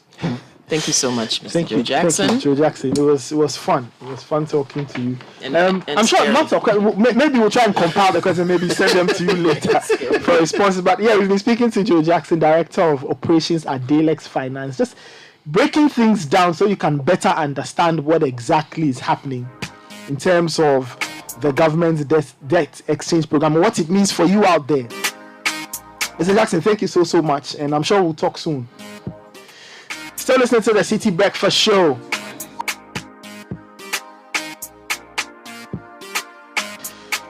We'll take a quick break. Sky, so after everything that you have discussed, and he crack, okay, you let me just go for it. You can ask Mr. Jackson off air. So, but for you, we just hold on for me. For too long, Ghanaians have endured the incessant hardship the country is in as the country pursues an IMF bailout. Should we expect more hardship? And does the 2023 budget, which is supposed to be the solution to the country's fiscal challenges, show enough commitment on the part of government to deal with government citizens? Now, there are so many questions to be answered. And so Professor Abuna Odro of the Department of Economics, University of Ghana, Professor Henry Kwesi Prempeh, Executive Director, CDD Ghana, Professor Godfred Bokpin, Professor of Finance, UGBS, Mr. Ben Boache, Executive Director, ASEP, and Mr. Kofi Asare, Executive Director of the Africa Education Watch will answer. Now, they have a discussion today, I believe it is, at 10 a.m. at the Academy of Arts and Sciences to share their thoughts on the 2023 budget and the economy at large. It's been organized by the Citizens Coalition in collaboration with the Economic Governance Platform. Now, if moving to Canada is on your bucket list, or that's what you want to do, contact Askia Immigration Consulting Services. They are at 1 Airport Square, Airport City, Accra. They are adjacent the Holiday Inn Hotel. You can call 0506-012-289, 0241-318-890, 0595-449-054, or email welcome@askiaimmigration.com. Just talk to them, and I'm sure they will. No, I'm sure. I know they'll help you out. Askia Immigration Consulting Services, the joy of greatness for your journey to Canada. Season, don't just cheer and walk away without getting anything. Channel your passion and football knowledge into good use and drive home a brand new Peugeot Landtrek pickup, courtesy Silver Star Auto. Now, just subscribe to Ghana Win 2022 via the website. It's www.graphicwin2022.com. There are prizes for the 5 highest daily winners, the 3 highest weekly winners, and the 2 highest monthly winners. The overall highest accumulated score gets to drive home a brand new Peugeot Landtrek pickup from Silver Star Auto. This promo is sanctioned by the Gaming Commission of Ghana, and all proceeds donated to a charity cause. Visit our social media for more details. Peugeot from Silver Star Auto. And are you getting good insights from your data for decision making? Join the data analytics revolution and empower your team to work smart, save time, and deliver insights from data using the world's most powerful business tools, Microsoft Excel and Power BI. Finex Skills Hub offers hands-on practical training to corporates and individuals in Excel for work, data analytics, and financial modeling to help you improve productivity at the office. Register now at finexskillshub.com or call 0244-782-356. Finex Skills Hub. Learn, connect, grow. You're still listening to the Citi Breakfast Show. We've got more for you, but we'll have to take a very quick break. When we come back, a lot more for you right here on this network. We'll be right back. Don't go anywhere. This is the Citi Breakfast Show, the city's biggest conversation. They came dominated by the brilliantly talented Aquabua and jam to the center of the world, Ghana, to witness the most exciting Ghanaian cultural events. What do you get when you mix the best DJs in the country, the most amazing live band sets, delicious cocktails, and wonderful food?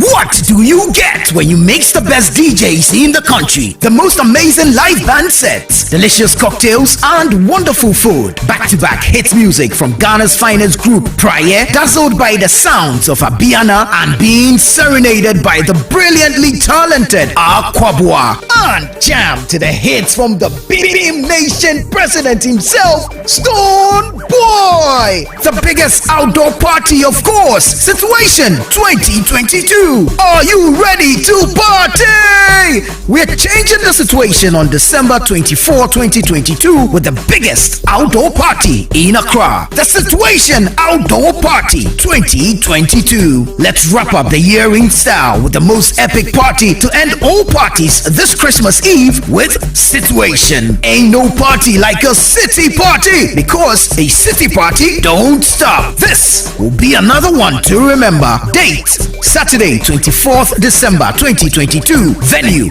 La Palm Royal Beach Hotel, Accra. Time 8 p.m. Dress code, it's an all-white affair. Get your platinum, diamond, gold and silver table bookings and seats by calling the hotlines 020-5973-973 or 055-8973-973. Book your table and make reservations now. The Situation Outdoor Party is sponsored by Ebony Condoms, Series, Doritos, Lays, Logistics Movers, and Veuve du Vernet France. It's supported by City FM and Ghana Weekend and powered by City TV. This is a Beyond the Return event.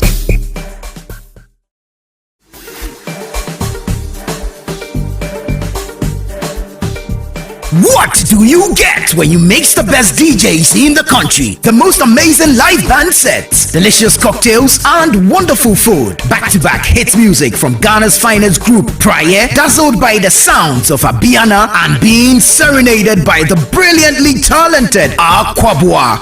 And jam to the hits from the Beam Nation president himself, Stone Boy. The biggest outdoor party, of course, Situation 2022. Are you ready to party? We're changing the situation on December 24, 2022 with the biggest outdoor party in Accra. The Situation Outdoor Party 2022. Let's wrap up the year in style with the most epic party to end all parties this Christmas Eve with Situation. Ain't no party like a city party, because a city party don't stop. This will be another one to remember. Date Saturday 24th December 2022. Venue La Palm Royal Beach Hotel, Accra. Time 8 p.m. Dress code, it's an all-white affair. Get your platinum, diamond, gold and silver table bookings and seats by calling the hotlines 020-5973-973 or 055-8973-973. Book your table and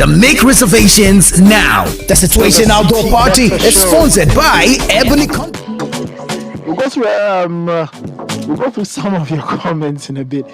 But let's talk about COVID vaccination. For lots of people, I'm sure, you thought COVID, it was gone. It was past tense. It was the news. But, well, COVID is still there. You need to get vaccinated. We've brought in Dr. Margareta Gloria Chandy. She's Director of Health Service at Gun West. And she'll tell us a lot more about COVID vaccinations because, of course, I hear there's a drive to get more people vaccinated ahead of the festive season. Dr. Chandy, good morning. Welcome to the Citi Breakfast Show. Good morning. How are you doing? You? Fine. Thank you. Yes, all right. So, as Nathan said, COVID vaccination, we know we hear the radio jingles. We know we're trying to get people still to get vaccinated or to get their booster shots or, But the problem is a lot of people think for some reason that COVID is over. It doesn't exist anymore. We're home free. We're scot-free. So why this nationwide vaccination? Who is spearheading this? And what do you say to people who think COVID is over? Well, it's the Ghana Health Service that is spearheading this vaccination campaign. Okay. And the purpose is, we need what we call a certain percentage of people to be immunized within the shortest possible time. Okay. If we get that, then we can say there's herd immunity. Right. And it's a way of breaking the chain of transmission for the COVID vaccination. But unfortunately, because of hesitancy, we've not been able to achieve that yet. And then looking at the fact that we are in the festive season, people are coming down, coming with all sorts of goods. Travelers. Including COVID.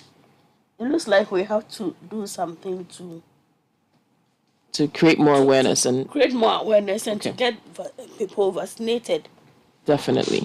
Okay. So for how long will we be having this vaccination exercise? Like, again, we know that Ghana Health Service is sending out teams of people to, again, create more awareness, get people to get their vaccinations.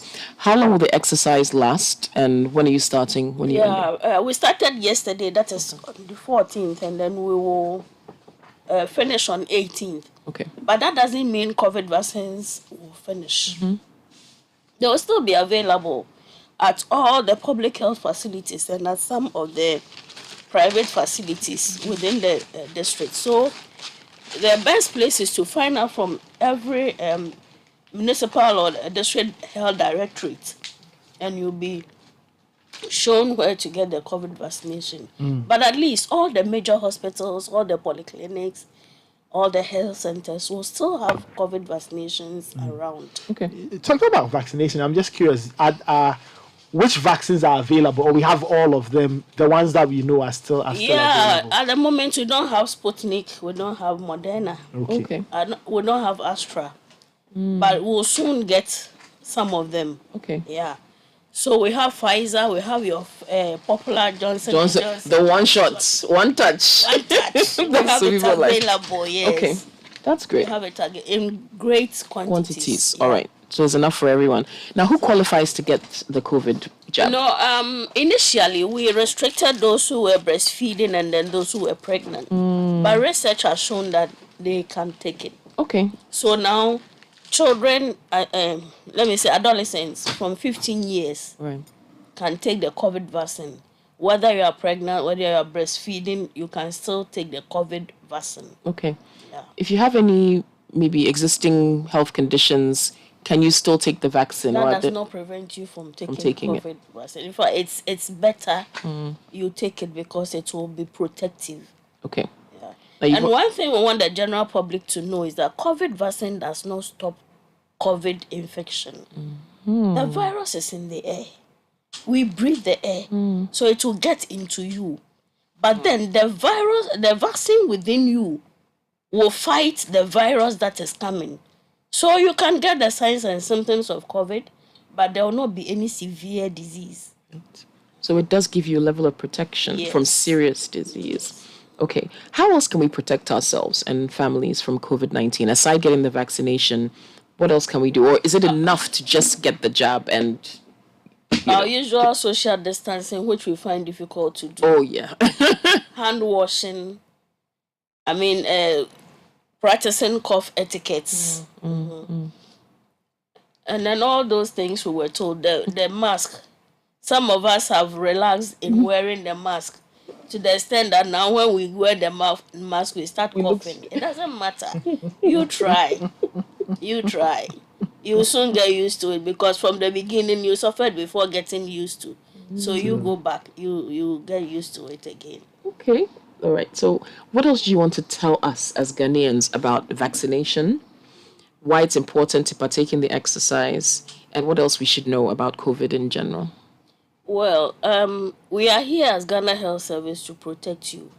Our primary duty is to make sure that you are well.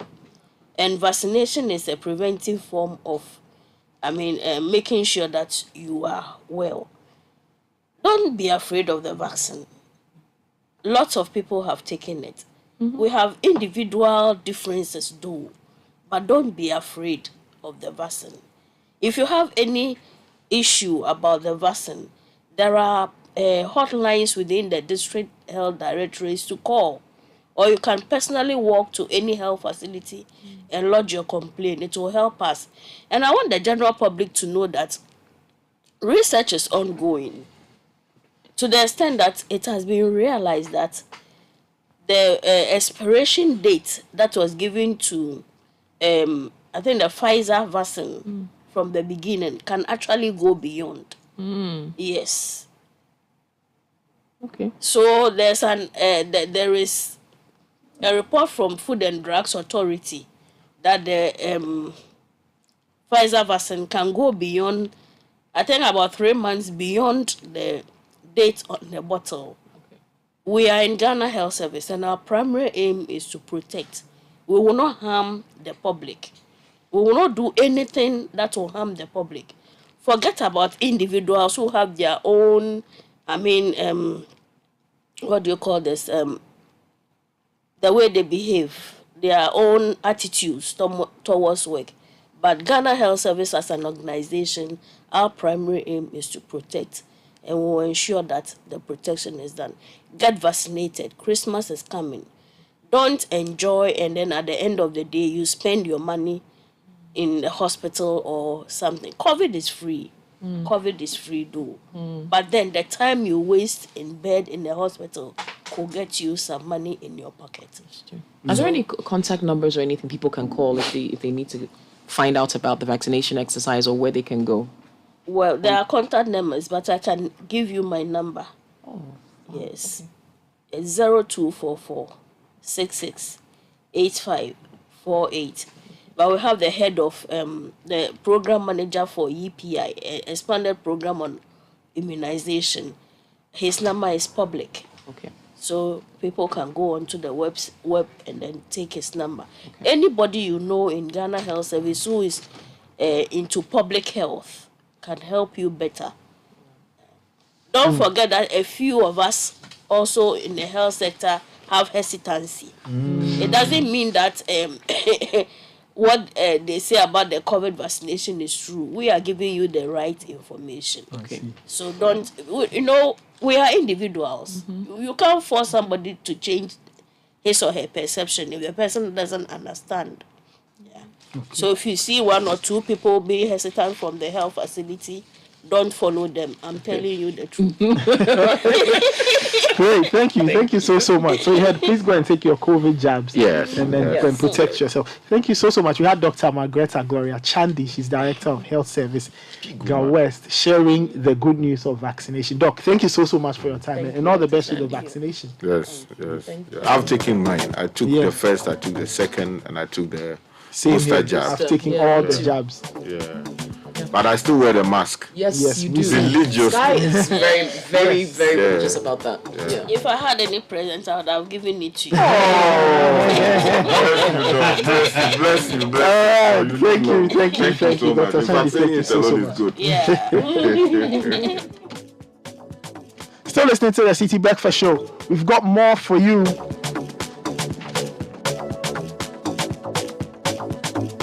Now, losing a loved one stops you in your tracks and leaves you shaking. In these trying times, you can count on the Lashibi Funeral Home and Crematorium. They've had your back when you needed it the most. And you can call them on 0509-542-409 or send an email info@lashibifuneralhomes.com. You can also visit lashibifuneralhomes.com for more info. Lashibi Funeral Homes and Crematorium, dignity for the deceased, comfort for the bereaved. Now, let your Mercedes-Benz be in top shape this Christmas at Silver Star Auto. They've got 25 years experience in Mercedes-Benz, and they are offering a fantastic end-of-year after-sales promo for all Mercedes-Benz owners. Enjoy free inspection of your passenger or commercial vehicle. Enjoy 50% discount on genuine spare parts and all after-sales services at competitive prices. Promo ends on December 23. And Heritage Christian College, located at Amasama behind the Olympic Stadium. Heritage Christian College is affiliated to KNUST and accredited by GTech. BBA programs are some of the programs they offer: BSc in Information Technology, Bachelor of Theology, tutorials for professional programs, media and IT short courses, and much more. Now, they give entrepreneurship training with financial support. They have a one student, one laptop program, 24/7 internet access, character development, scholarships, drinks. It goes on and on, okay? Now, hostel facilities are also available for those who need it. Contact them on 0547 777 731 or dial *789 *300# to purchase an online serial number and to apply. There's a 50% tuition waiver for all January 2023 fresh students. Heritage Christian College, offering world-class university education and training compassionate entrepreneurial leaders. So listening to the Citi Breakfast Show, your comments are welcome on 0549 986 996. Richard is here. Koku is here. Godfred is here. Godfred. Yeah, but I didn't come alone. You didn't come alone. Yeah, You have. I dragged my MC along. I got tired of mentioning his name without bringing it. He's the one who's been mentioning all these. Hello, how are you, George Gray? I'm good. Hi. He always talks about it. It's nice to meet you finally. But let me take this opportunity to say a very big thank you to the City Morning Show team. I hear if there's anything called virtual birthday party, I hear it happened. The breakfast you celebrated. Thank you very much. I'm sorry. So normally when I bring George up, it means I'm hustling him for something that's happened in my neighborhood. But he's trying to, Dansma used to be a very vibrant economic place. It's slowed down a bit, but I think he's trying to work out a few things that bring that about, and he's still what he calls the DC Carnival. So DC Carnival. Yeah. You mean the carnival that we know in Brazil? Yeah. You want to go to Brazil? That's what you are doing. You are bringing it together.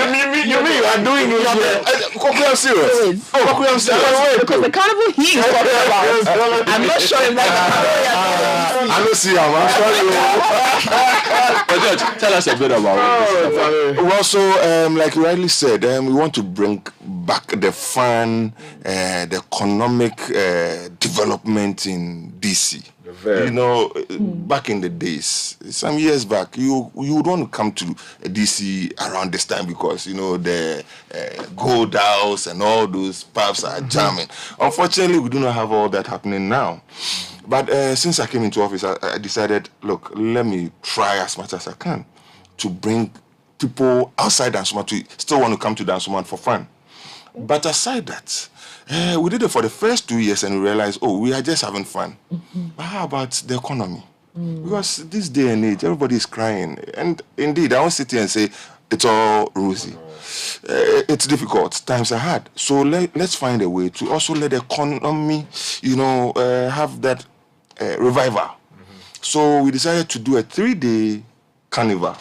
So it's not the 1 day we used to do. We did it in 2018, we did it in 2019. Unfortunately, in 2020, because of COVID, we couldn't do it. But we decided from last year, we're going to have a 3-day activity where we add trading to the whole celebration. So we just don't come and dance and have fun and go home. But those who are into selling of Christmas wares and all that would also have the opportunity to exhibit their wares. So what is happening this year is we are starting on Friday, that is the 18th, that's tomorrow.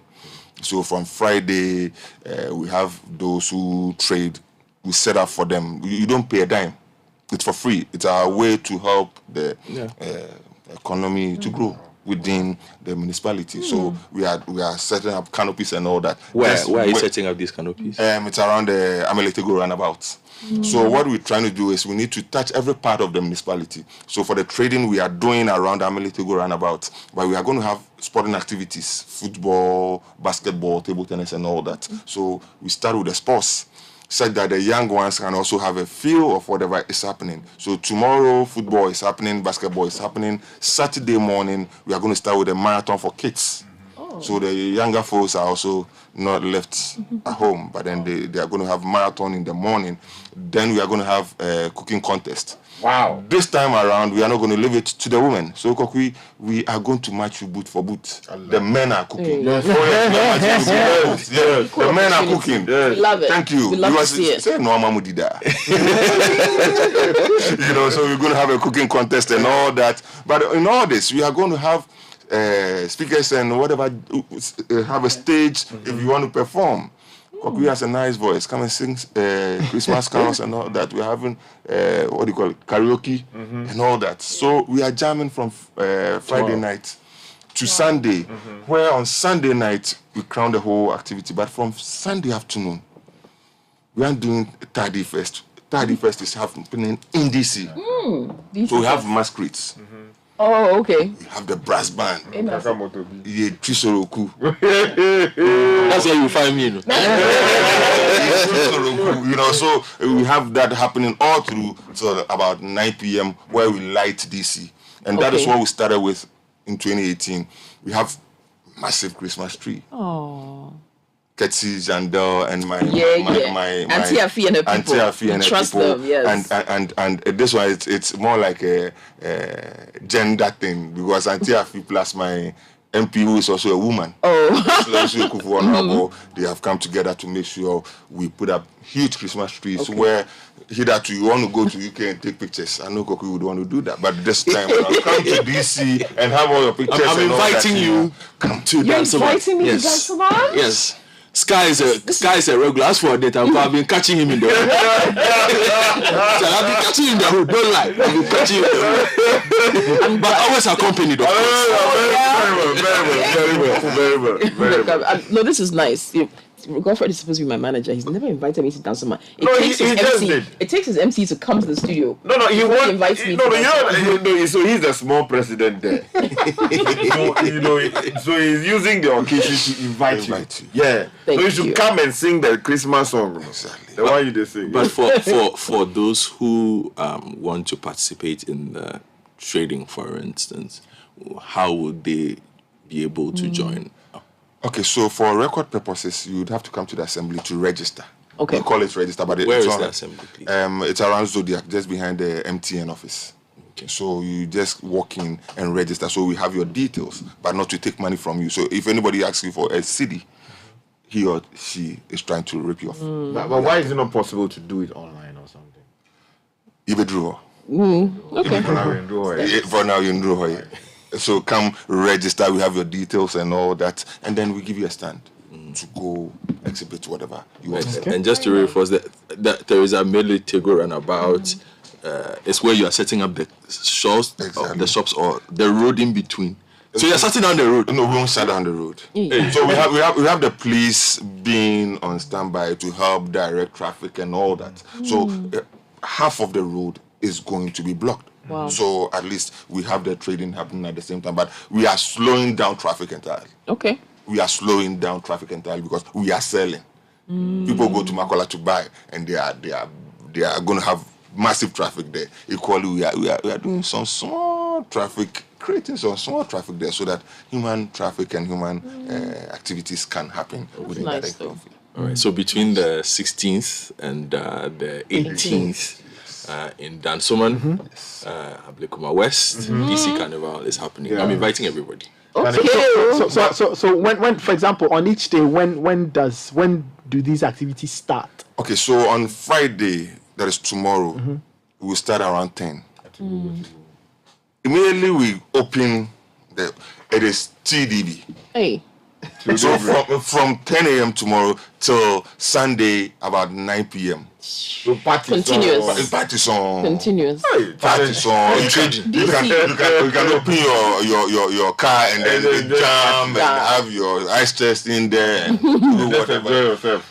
And we are still talking to the traders if they can do some discounts and all that. It would help for things to be. Yeah, that would be good. Yeah, because so very we are talking to them to at least come up with some discounts, some 20%, 30%, 50% discount, so you can come buy at a cheaper whatever. But you know what?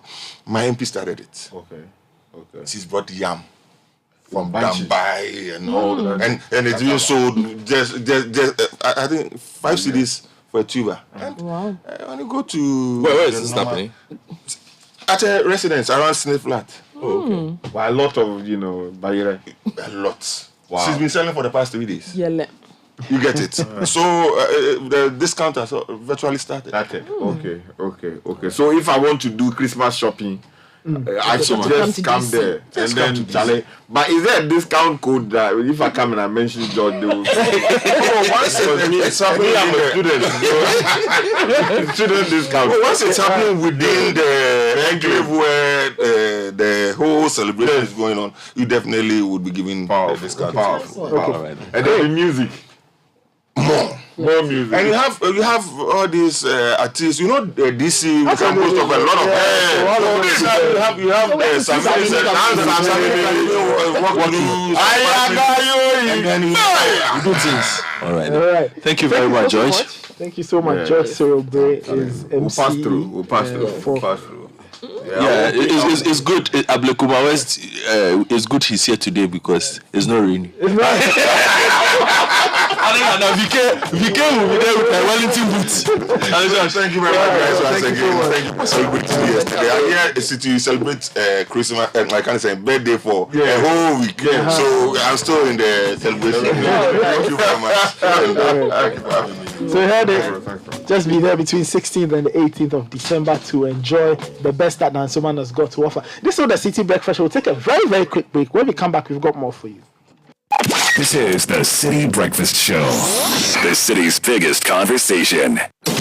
What do you get when you mix the best DJs in the country? The most amazing live band sets, delicious cocktails, and wonderful food. Back-to-back hit music from Ghana's finest group, Prayer, dazzled by the sounds of Abiana and being serenaded by the brilliantly talented Aquabua. And jam to the hits from the big nation president himself, We're changing the situation on December 24, 2022 with the biggest. What do you get when you mix the best DJs in the country? The most amazing live band sets, delicious cocktails, and wonderful food. Back-to-back hit music from Ghana's finest group, Prayer, dazzled by the sounds of Abiana and being serenaded by the brilliantly talented Aquabua. And jam to the hits from the Beam Nation president himself, Stone Boy. The biggest outdoor party, of course, Situation 2022. Are you ready to party? We're changing the situation on December 24, 2022 with the biggest outdoor party in Accra. The Situation Outdoor Party 2022. Let's wrap up the year in style with the most epic party to end all parties this Christmas Eve with Situation. Ain't no party like a city party because a city party don't stop. This will be another one to remember. Date Saturday, 24th December 2022. Venue,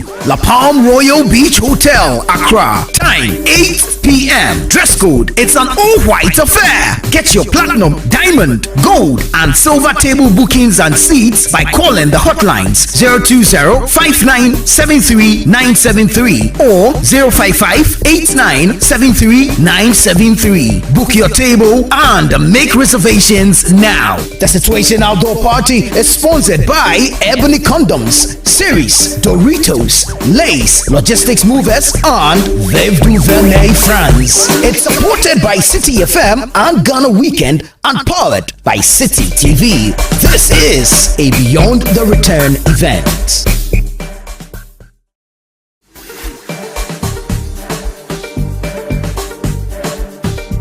What do you get when you mix the best DJs in the country? The most amazing live band sets, delicious cocktails, and wonderful food. Back-to-back hit music from Ghana's finest group, Prayer, dazzled by the sounds of Abiana and being serenaded by the brilliantly talented Aquabua. And jam to the hits from the Beam Nation president himself.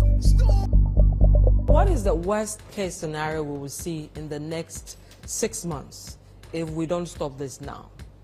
You've said 100% in some areas polluted, 60 some. Yeah. What's the worst case scenario with regards to our water security as a country in the next 6 months? The immediate one will be that probably we will not get treated water from Ghana Water Company. They will have to shut down.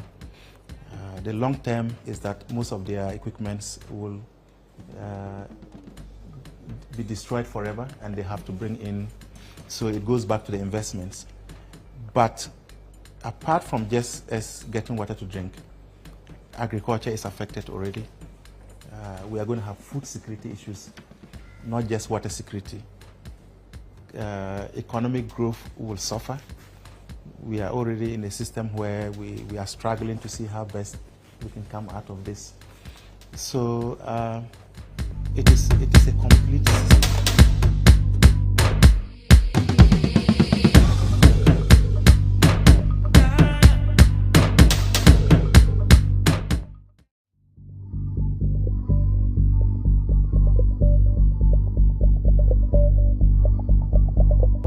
worst case scenario we will see in the next 6 months if we don't stop this now? You've said 100% in some areas polluted, 60 some. Yeah. What's the worst case scenario with regards to our water security as a country in the next 6 months? The immediate one will be that probably we will not get treated water from that water company. They will have to shut down. The long term is that most of their equipments will be destroyed forever, and they have to bring in. So it goes back to the investments. But Napia, he's director for the Ghana Think Foundation. And so it's always nice seeing you. How are you doing? Doing great, and good morning to all your listeners. Great. What's the newest thing you're doing? We know that you guys are always undertaking one very laudable project. Well, thanks to COVID, we haven't done a bar camp in Accra since 2019. So since last year, as we started having more physical events, the bar camps are back. So we had bar camp Cape Coast on October 15th, and bar camp Accra is happening on Saturday. So a bar camp is basically a networking forum where mostly young people meet for a day of learning, sharing, networking, and mentoring. So we are having it on Saturday at the Volta Hall Dining Hall. It's open to the general public, especially young people who want to develop themselves personally. Great. So what time is it starting? So it's starting at 9 a.m.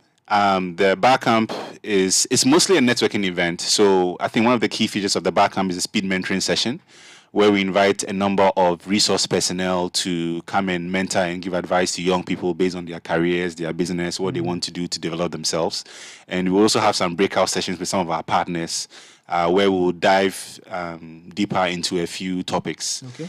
So some of our partners, for instance, are like Haptel, Petra, DGX, Mobile Web Ghana. So we'll be doing sessions where we'll discuss like particular topics that are interesting to people. I see. That should be fun. So it's happening this Saturday? Yes, at the Volta Hall Dining Hall. That Volta Hall Dining Hall. Is it open to anybody, everybody? Yes, it's open to anybody. If you feel you are young at heart, we are completely welcome to come. I see. Someone was asking me about attire. It's semi-formal, Okay. so it's open to anybody who wants to join us. Great. Thank you so much. So I was in Apia as director, the Ghana Think Foundation. The bar camp meetings are back, yeah? Yeah, so you can find out more information about Barcamp Accra on social media. So Barcamp is just BARCAMP, one word in Accra. So if you check us out on social media, especially the hashtag BC Accra, you find out the registration link and you can join us on Saturday. Thank you. So that was Ato Ozinapia. He's with the Ghana Think Foundation, he's the director. The Barcamp meetings are back. Wonderful. I was at Barcamp Tema. This was like some time back. And it was fun. So yeah, it's happening at the Volta Hall Dining Hall. Just like you said, go on social media, Barcamp Ghana. Just find out what the details are, register and be there. And that's our CBS for the morning. I was here with Kokui, Bernard was here, Godfred was here, Richard the last guy was also here. My name is Nathan Quao. We'll catch you tomorrow. Tomorrow is a Friday edition. Show probably produced by Caleb Kuda, Fred Jabano, and Godfred Odum, the richest of all richest men, gave us help on technical. The news at 10 is next. How Idrisu has the details. Good morning. In the news, financial analyst Joe Jackson said